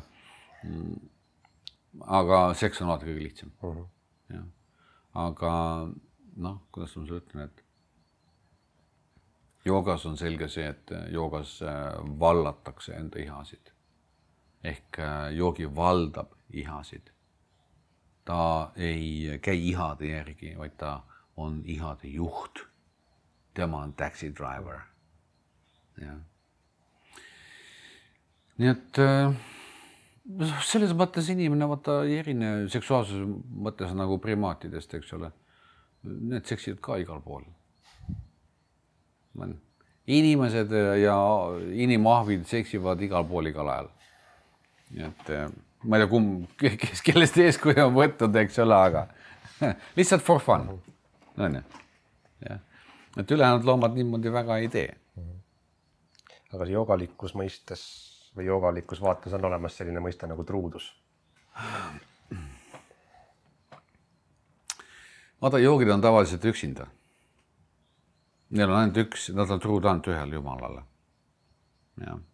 Sest vaata, joogile ei saa öelda seda, et või küsida käest, kuule, kas sa truu näiteks või ta küsivad, mis see on, või mis asi on seal mingi muu asi, mis on, ütleme, kultuuripärand, sest joogid on kultuuripärandi vastu, sest kultuuripärand kammitseb inimesi. See on nagu üks kõige suurem teemon, kui niimoodi võiks öelda, mille äri kõik käivad ja ei teagi, et nad teevad seda, eks ole. See on meeletu piirang ja seetõttu ei ole ka arengut inimkonnal. Ja sidade joogid on selliste piirangute vastu. Sest sealt ei toimu arengut edasi. Inimese arengut, mitte et nad on sellised, kuidas ma ütlen, et noh, ma ei tea, nagu lähed loosungiga kuskile, eks ole, me oleme selle vastu, eks ole. Ei, joogid on juba jõudnud vabaduseni kultuurist ja nad teavad, mis on see maitse, mis on see väärtus. Ja nad näevad neid inimesi, kes on kammitsetud, kelle see väärtus puudub ja kes tegelikult kannatavad. See on see point, miks nad tahavad, et inimesed saaksid välja sellest, et saada nagu normaalseks. No, vaata, joogid saavad rääkida sellest, mis on normaalne. Inimene, kes ei ole välja tulnud kultuuri mõjust, ta ei saa rääkida, mis on normaalne, sest ta ei tea seda. Tema jaoks on normaalsus hoopis midagi muud. Nii et see on hästi suur erinevus sees. Vot niimoodi. Ja nüüd kui ühes kultuuris on normiks, ma ei tea, üks partner ja teises kultuuris on normiks 4 naisjoogi ütleb, et vahet pole peaselt arened või? Ei, joogid ei juvitagi see palju naisi on. No just. Teda ei juvita see, mitte palju tal naisi on, teda ei juvita seksuaalsust, sest ta kontrollib enda ihasid. Ja. Aga kui sa vaatad, miks näiteks ühiskonnas on, näiteks meil siin, eks ole, üks paar, eks ole, mees-naine. Aga mõnemaal on rohkem naisi, eks ole, ühel mehel. Miks see niimoodi? Aga see on regulatsioon. See on ühiskonna regulatsioon, kõik on harjunud, et see on nii. Aga kui sa küsid enda käest, kui paljud inimesed kannatavad näiteks sellepärast, et on ainult 2 tükki lubatud, mees ja naine. Kui sa vaatad näiteks paariga tänava peal, mida nad vaatavad. Nad ei vaata enamasti üksteisele otsa, sest see võib-olla on ära tüdinenud, kui nad ei ole värskelt kokku saanud, eks ole. Nad vaatavad ka, naised vaatavad mehi, eks ole. Ja naised vaatavad ja vastupidi, eks ole. Vaatavad ringa, mis nad vaatavad? Aga see on seesama probleem, eks ole, piirang. Nii et see on nagu aja jooksul sisse tulnud selline regulatsioon, mis on sätestatud inimeste endi poolt, eks ole. Ilmselt selleks, et siis piirata mingisuguseid muid võimalikke probleeme, mis sealt tulenevad. On ju nii, jah. Nii et looduses sellist asja nagu kohtub üliharva, eks ole. luiged võib-olla elavad elu lõpuni paarilisega, eks ole. Ja võib-olla veel mõned loomad, eks ole, aga ülejäänud käib ju kõik geneetiline materjal jaguneb kõikide vahel, eks ole. Nii et ega see ei ole loodud seaduslik, eks ole. No kui sa vaatad ennast näiteks, no ma vastust ei taha teada, aga kui sul poleks piirangut, mis sa teeksid? Oleks teistmoodi, eks ole, kui naine sul näiteks on. See on kõigiga niimoodi. Muidugi seal on jälle probleemid, eks ole, teed lapse valmis, eks ole, varmub ära, tekib emotsionaalne kultuuriline side, on jälle järgmised probleemid, on ju. Aga kui pretensioon ei ole, see on keeruline teema. Ma mõtlen, kui nüüd inimene otsustab käia joogateel, eks ole, vabaneb nendest piirangutest, ütleb oma naisele või mehele, et ei taha, ma nüüd lähen valgustamise teed, põhjustab sellega ju teisele inimesele kannatusi, mis on ka väär. Tead, võib-olla ütleb niimoodi, võib-olla ütleb niimoodi, ma ei oska öelda sulle seda, aga fakt on see, et inimesi seovad ju kultuuriväärtused tegelikult. Seal on kõik need ootused, lootused, kõik see, eks ole. Ja kui sa nüüd astud joogateed, siis sa tegelikult astud välja sellest. Ja see enam ei vasta kultuuriväärtustele. Muidugi tekib sinna sisse erinevus. Aga see on umbes niimoodi, et üks upub, eks ole, kogu aeg upub. Üks ronnib välja tugevale kaldale ja enam ei lähe uppuma. Mõistad, see erinevus on niivõrd suur nagu. Muidugi, kui sa kutsud tule uppu edasi minuga koos, eks ole, et karjame mõlemad, eks ole, või siis toetame teineteist, kui jõud on ja upume, kui ei ole, eks ole. Kuule, kui sa seda kalda peale, see enam ei lähe kunagi uppuma. Siis see, kes upu peale mõtleb, nii, nüüd ta lahkus mu juurest, eks ole. See on ilma jäämine. See tähendab seda, et kui selline asi juhtub kuskil peres, siis tegelikult ei saada aru evolutsioonist, muutusest. Saadakse aru ainult kuuluvusest. Sina kuulud mulle, see on animalistlik vaade. See on ju omamine. Meil on siin need asjad, nood asjad, ma olen arvestanud, kõik need asjad, eks ole, ja me pole isegi mõelnud selle peale võib-olla, et kui inimene vabaneb sellisest, nagu sellisest mentaalsusest ja emotsionaalsusest, mis aheldab ta tavalise elu külge, mille tulemusel ta elab oma elu täiesti mõttetult ära lihtsalt. Et sellest väljumine võib olla selline justkui kaotus. Teid rõõmu tundma. Muidugi paljud inimesed lähevad ära võib-olla kuskile, ma kujutan ette, kui seksuaaltantra kusagil laager, eks ole, minnakse sinna peale, seda kõik valgustuvad ja siis on kogu pereelu laiali, eks ole, ja siis minnakse guruga kaasa näiteks, seni kuni temas petutakse võib-olla emotsionaalselt ja siis tuleks selle tagasi koju võib-olla. Aga see tähendab, et siin on midagi valesti, on ju nii. Et see ei ole jooga. See on lihtsalt emotsionaalne kaasaminek. Jah. Aga kui see kaasaminek ei ole emotsionaalne, kui keegi teeb teadliku valiku, et tõesti ma tahan minna seda joogateed või valgustuse teed ja selle tõttu põhjustab kellelegi kannatusi, kas see on siis egoistlik akt või ei ole? Ei ole. See muidugi sõltub. See sõltub väga palju, sest see, kes läheb ära, ta võib ära minna mitmesugustel põhjustel. Ta võib tunduda, et tal õudne tõmme, ta tahab nüüd minna Tiibetisse mediteerima näiteks. Et tal on õudne tõmmel lauda mantreid seal. Laulab seal mõne aastakes ära, eks ole, on muutunud natukene rahulikumaks, jõuab tagasi koju. Näiteks on jälle probleemid kõik tagasi, nagu ta läks, eks ole. Võib-olla nii, eks ole, võib-olla läheb ja jääb sinna nõudepesijaks näiteks või saab äkki munga staatuse ja lihtsalt on isoleeritud tavalisest elust ja tunneb ennast seetõttu hästi. Võib-olla on niimoodi. Aga võib-olla inimene, kes saab aru, mida tähendab valgustumine ja saab aru, et ei olegi vaja kuhugi ära minna üldse. Et ta võib vabalt elada pereelu edasi, teha oma tavalisi asju edasi, et see, mida ta teeb, ei sõltu sellest, milleks ta on saanud. Niimoodi võib ka ju olla. See on parim variant muidugi. Muidugi siis sa puutud kokku tavalise eluga, eks ole, kui see sinuga niimoodi on juhtunud ja hakkad aru saama, et okei, elad kartutegi ka koos, eks ole. Jah. Aga see on ka põnev. ega selleks, et joogiks hakata, ei ole vaja kuhugi minna. Ja, ainult, no, kriiajoogas me ei soovitagi inimestele kuskile nagu minna. Vaid, noh, see elu on meil siin samas. Ega meil pole mingit teist elu olemas. Kui inimesed tahavad ära minna kuhugi mujale, siis see tähendab seda, et nad põgenevad oma probleemide eest, oma psühholoogiliste probleemide eest. Sinna, kus neid ei ole justkui, aga need käivad kaasas kogu aeg. Ja kui pereelu läheb tõesti võimatuks ja pere ei aktsepteeri teisi inimese valikut, siis tekib küsimus, miks ei aktsepteeri? Miks? Ja siit me jõuame väga lihtsa teema juurde, teise inimese omamise juurde. Aga see tähendab vanglat nii-öelda, see tähendab ju piiranguid, eks ole. Et sina kuulud mulle. Ja kui sa lähed ära, siis mul on böö, eks ole. Siis ma olen hädas. See on täitsa eraldi teema.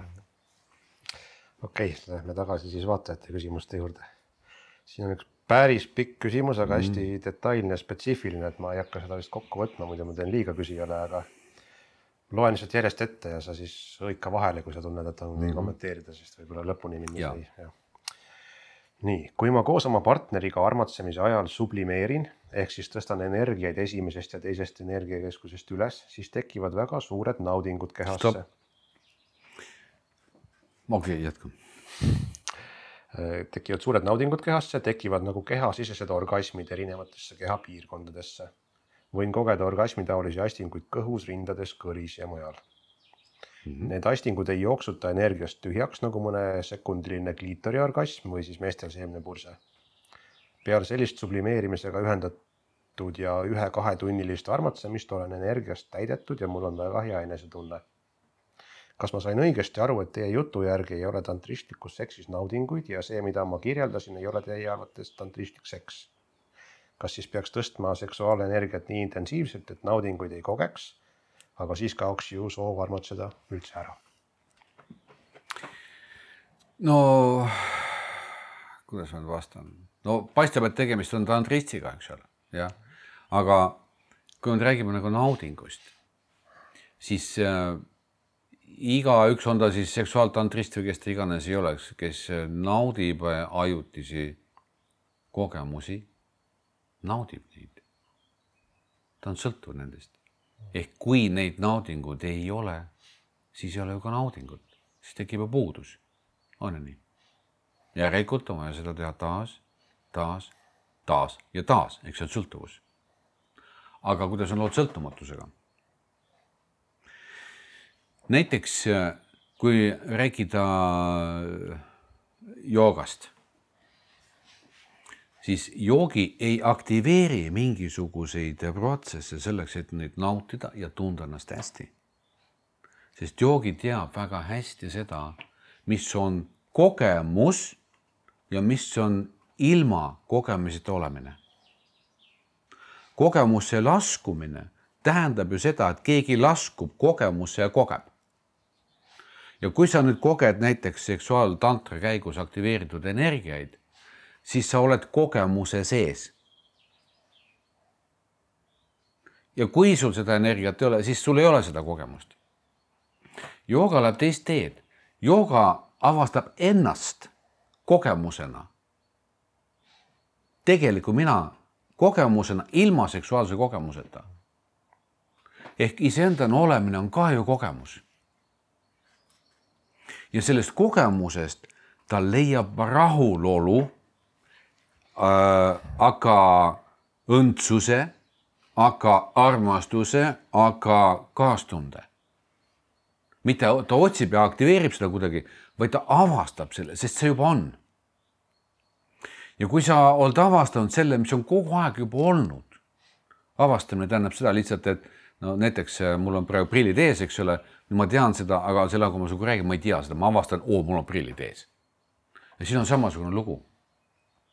See tähendab, et sellisel viisil joogi avastab oma loomuliku, ilma igasuguse stimulatsioonita normaalse, positiivse õndsuse, mis ei ole põhjustatud nii-öelda seksuaalse aktiveerimise tagajärjel. Ta on sõltumatu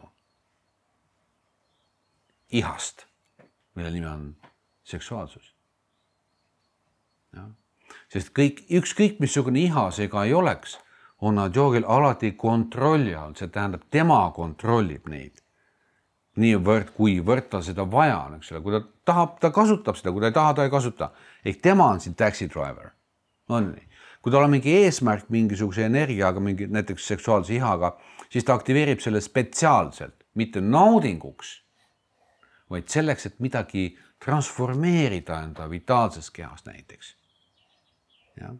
Ta ei tee seda mitte kunagi heaks ennese tundeks. Kui ta näiteks tahab noorendada enda füüsilist keha, siis ta kasutab seda energiat spetsiifiliselt läbi joogalike teadmiste. Aga see ei ole selleks, et nautida, no nagu lihtsalt, et tunda ennast hästi. Kõik joogid teavad seda, et kui keha sureb, kaob võimalus seksuaalseks naudinguks. On ju nii? Aga inimene ise oma tegelikus heaolus ehk õndsuses on surematu.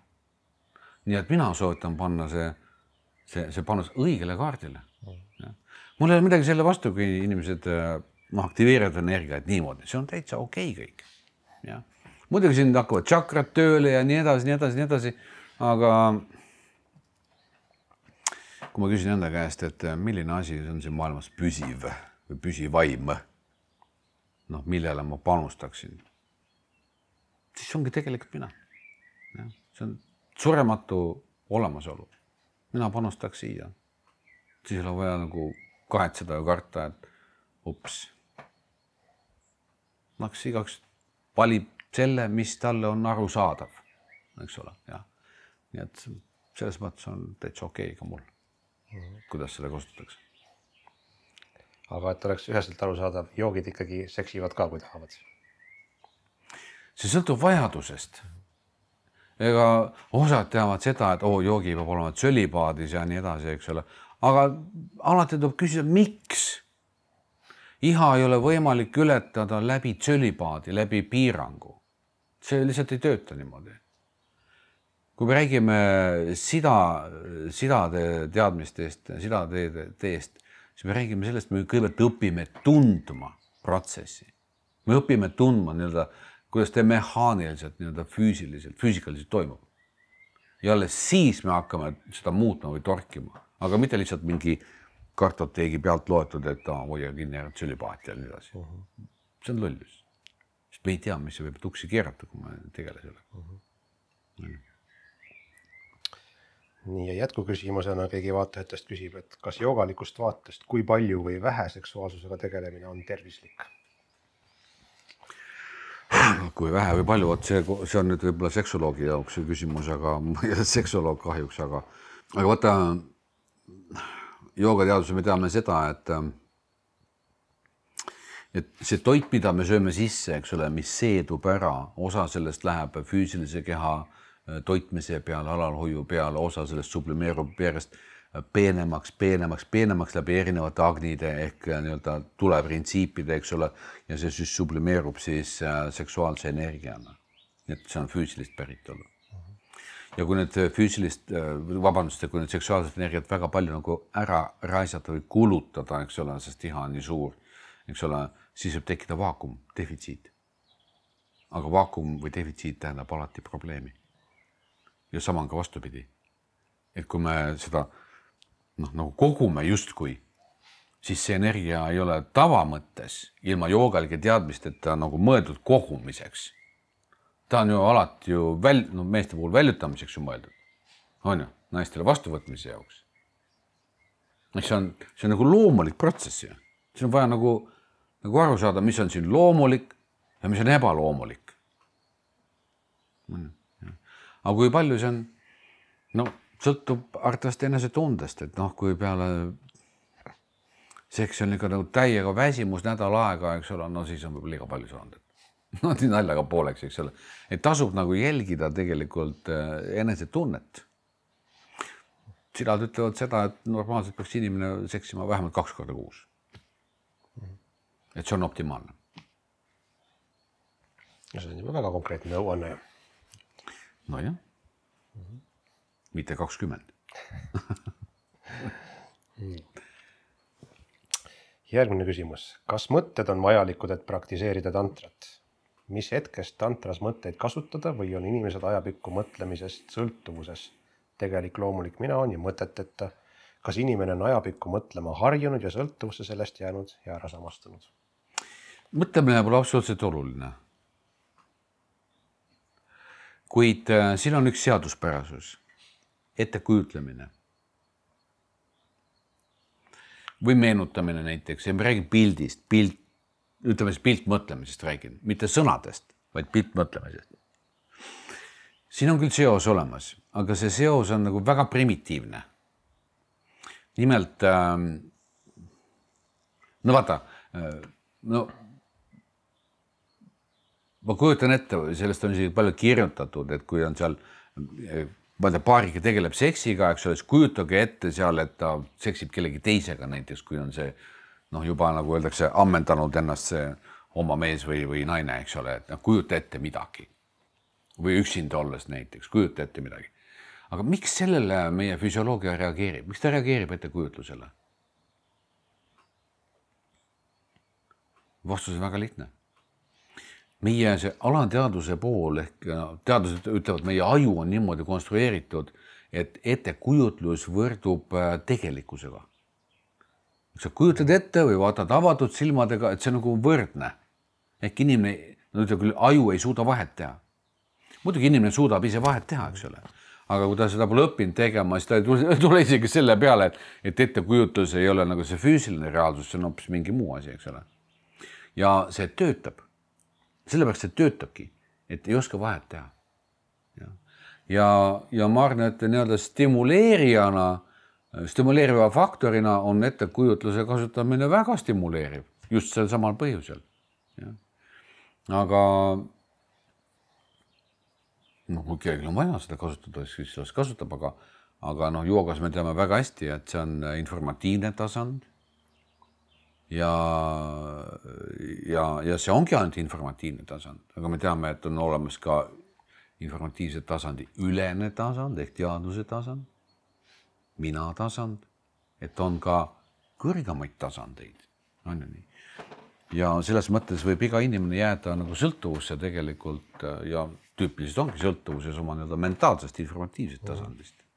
Ja see on üks peamine põhjus, miks soovitatakse pidada maunat ehk mitte mõelda, mitte rääkida, et vabaneda sellest tasandist, selle tasandi ilmnemisest, et kasutada teaduse tasandit. Et miks tahetakse mõtetest lahti saada, et peetakse kõige suuremaks probleemiks. Just selle põhjusel. On ju nii? Sa oled ise kunagi öelnud, et sealt, kust lõppevad Patanjali joogasuutrid, sealt algab tantra. Mida see tähendab selles alguses? Seda ütles mulle üks sidajoogi. Miks see on niimoodi? Sellepärast, et kui sa vaatad Patanjali joogasuutreid, siis nad on kirjutatud edenenud õpilastele. Aga seal on ridamisi erinevaid juhendeid, mis kõik ette valmistavad. Nagu joogaks ette valmistavad, seal on puhastavad ja arusaamist loovad suutrad ja nii edasi, seal on kirjeldatud mõned samadid ja samaditehnikad ja nii edasi, eks ole. Aga seal ei ole kirjeldatud tantrat ehk energiat omavahelisi põimumisi, seostamisi, kogu seda loomingulist osa. Seda pole siin asja pandud, sest see on järgmised sammud. Aga mis see tähendab omakorda jälle? Ja kui sa vaatad Patanjali jooga suutraid, siis ta ütleb, et chitti, vritti, niradha. Ja teisel pool otsas on samadi seisundid, mis tähendab, et erinevad samadi ehk jumalaga sarnastumise seisundid, eks ole, objektiga, objektita ja nii edasi, eks ole. Ja kui tantra hakkab sealt alles peale, siis see tähendab seda, kui sa võtad nagu juhendina, et see, kes on saanud täiesti iseendaks, vabanenud oma egost ehk välja tulnud sellest kartoteegist, lahti saanud oma kultuuripärandist, oma animalismist, on iseendana, sealt hakkab tagasitulek. Sealt hakkab siis see nii-öelda sealt hakkab peale tegeliku inimese suhe loodusesse. See on tantra. Ehk see on siis tegelikult mina toimimine erinevatesse energiatesse. Nende tundma õppimine, nende juhtimine ja nii edasi. Siis veel üks vaataja küsimus. Kui me oleme vooseisundis, kas siis toimub kogu aeg tantra?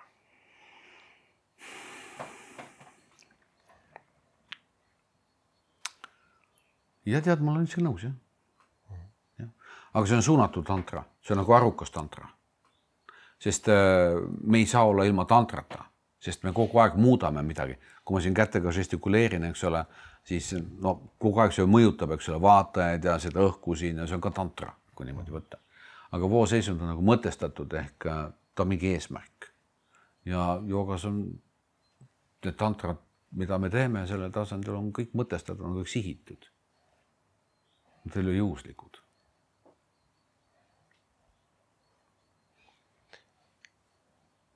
Nii, siis on siin võib-olla haagib sellega, ma ei tea, kas küsitakse, et kas stabiilses heaolus on ju kerge kaotada motivatsiooni. Ma ei tea, kas siin on mõeldud ka vooseisundid selle stabiilse heaolu all või mitte, aga... Väga hea küsimus muuseas, jah. Vaata, motivatsioon on alati puudus. Ja motivatsioon põhineb alati puudusel. Jõudis pärale või? Jah, ma otsisin kohta, kas saab vastu veelda, aga vist ei saa. Me ei saa, eks ole, jah. Kui sul on loomulik heaolu, sulle seda puudust ei ole. Järelikult pole motivatsiooni. Kõik motivatsioonid on emotsionaalsed. Kui sul neid ei ole, siis sa oledki motiivitu. Mis see tähendab? Kui sa oled pidevas heaolus, sa ei saa enam kasutada emotsionaalseid motiive. Nende aeg on läbi. Ja siia tulevad asemele teised motiivid, aga mitte emotsionaalsed. Ja need on siis järgmised, ehk järgmine motiiv. Tegevused. Tegevused ise on motiivid. No mingid pooleli olevad asjad, laua peale tulevad asjad, seda, mida sa iga päev teed. Ehk tegevus ise muutub motiiviks. Ja see on emotsioonitu. Mis on väga hea iseenesest. Sest ei ole sa närvis ja ei ole sa uhke saavutus üle, sest sa säilitad enda heaolu ja võtad elust osa. Seda nimetatakse sellest seisundite tegevust dharmaks. Kõik ülejäänud motivatsioonid, mis on emotsionaalsed, mentaalsed, see on karma. Aga siis sellised väärtused nagu heatahtlikkus, abivalmidus, need on ka emotsionaalsed motivaatorid? Tüüpiliselt küll, kui nad on muutuvad. Kui nad tulevad sinu stabiilsest seisundist juba nagu loomulikuna, eks ole, siis on siin lugu teine. Siis on loomulik.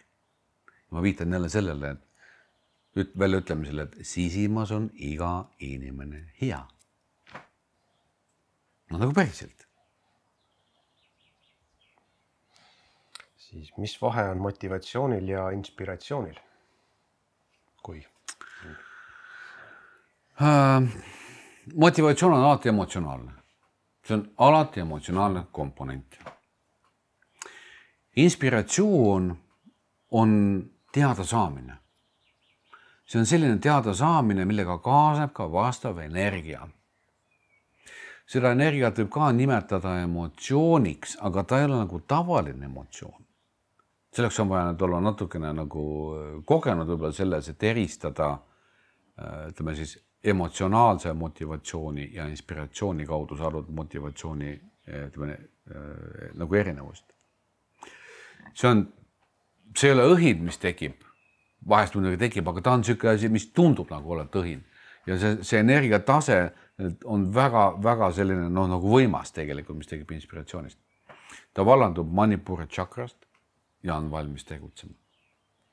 Nii et see on, kuidas ma ütlen, et võib-olla ütleks niimoodi, et hea asi ehk inspiratsioon käivitab ka selle elu viimiseks vastava jõu. Seda veel. Ehk see inspiratsioon ise käivitab selle jõu ja see ei ole nagu motivatsioon selles mõttes. võib-olla isegi, et võitakse võib-olla niimoodi, et vana jumal annab sulle teada, mida teha on vaja ja annab sulle ka jõu, et sa teeksid seda. Piltlikult. Sest tavaliselt ju inspiratsiooni ei saa ise teha, see tuleb, eks ole. Ja, et selle päritolu ei ole inimese aju või kartoteek. Siis on siin üks kommentaar, et sa rääkisid siin vene identiteedist, et küsib, et mis oleks, kui loobuks peale kultuuriga oma õpetatud eestlase identiteedist? Miks mitte? Mina ei tunne üldse, et mul on mingi identiteet millegiga. Ja. Ma ei tea,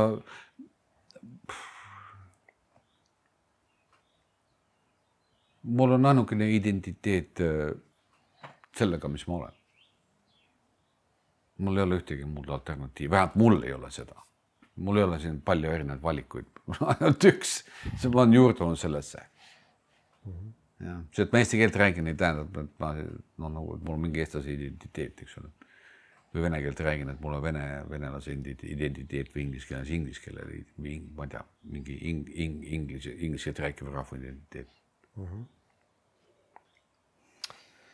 Nii, aga hakkame siis otsi kokku tõmbama. Siin on veel üks küsimus jäänud. No nii. Kas täiuslikkuse saavutamiseks on teatud eeldused eelmistest eludest või on see tee kõigile inimestele avatud? Kuidas käia sinu jälgedes? Tead, ma ütleks niimoodi, et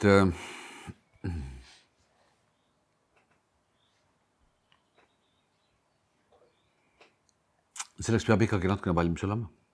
Ehk karma peab olema soodus mingil viisil ja vähemalt huvi peab olema. Vähemalt huvi või see, et sa tead, et see on võimalik kuskilt saada, eks ole.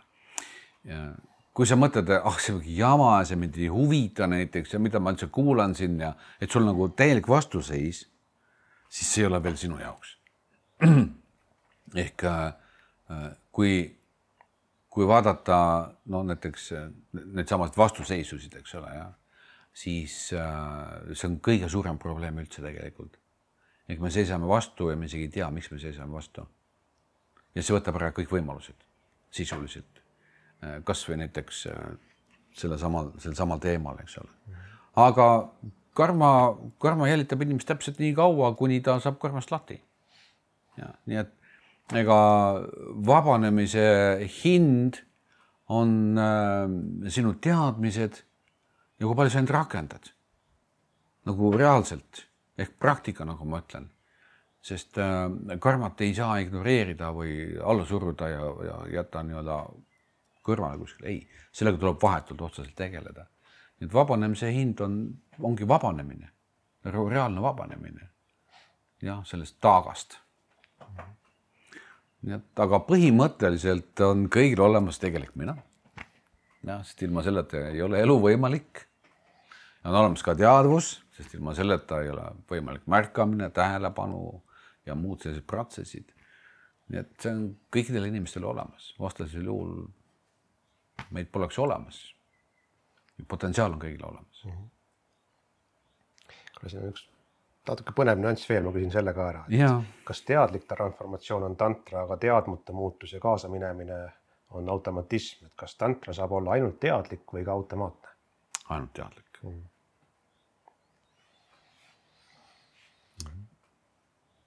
Selge. Siis nii on. No on, jah. Aitäh siis kõigile kuulamast, vaatamast, kaasa mõtlemast, kaasa küsimast. Aitäh kuulamast ja küsimast ka muuseas. Head küsimust olid ja kuulajatele ka aitäh küsimuste eest.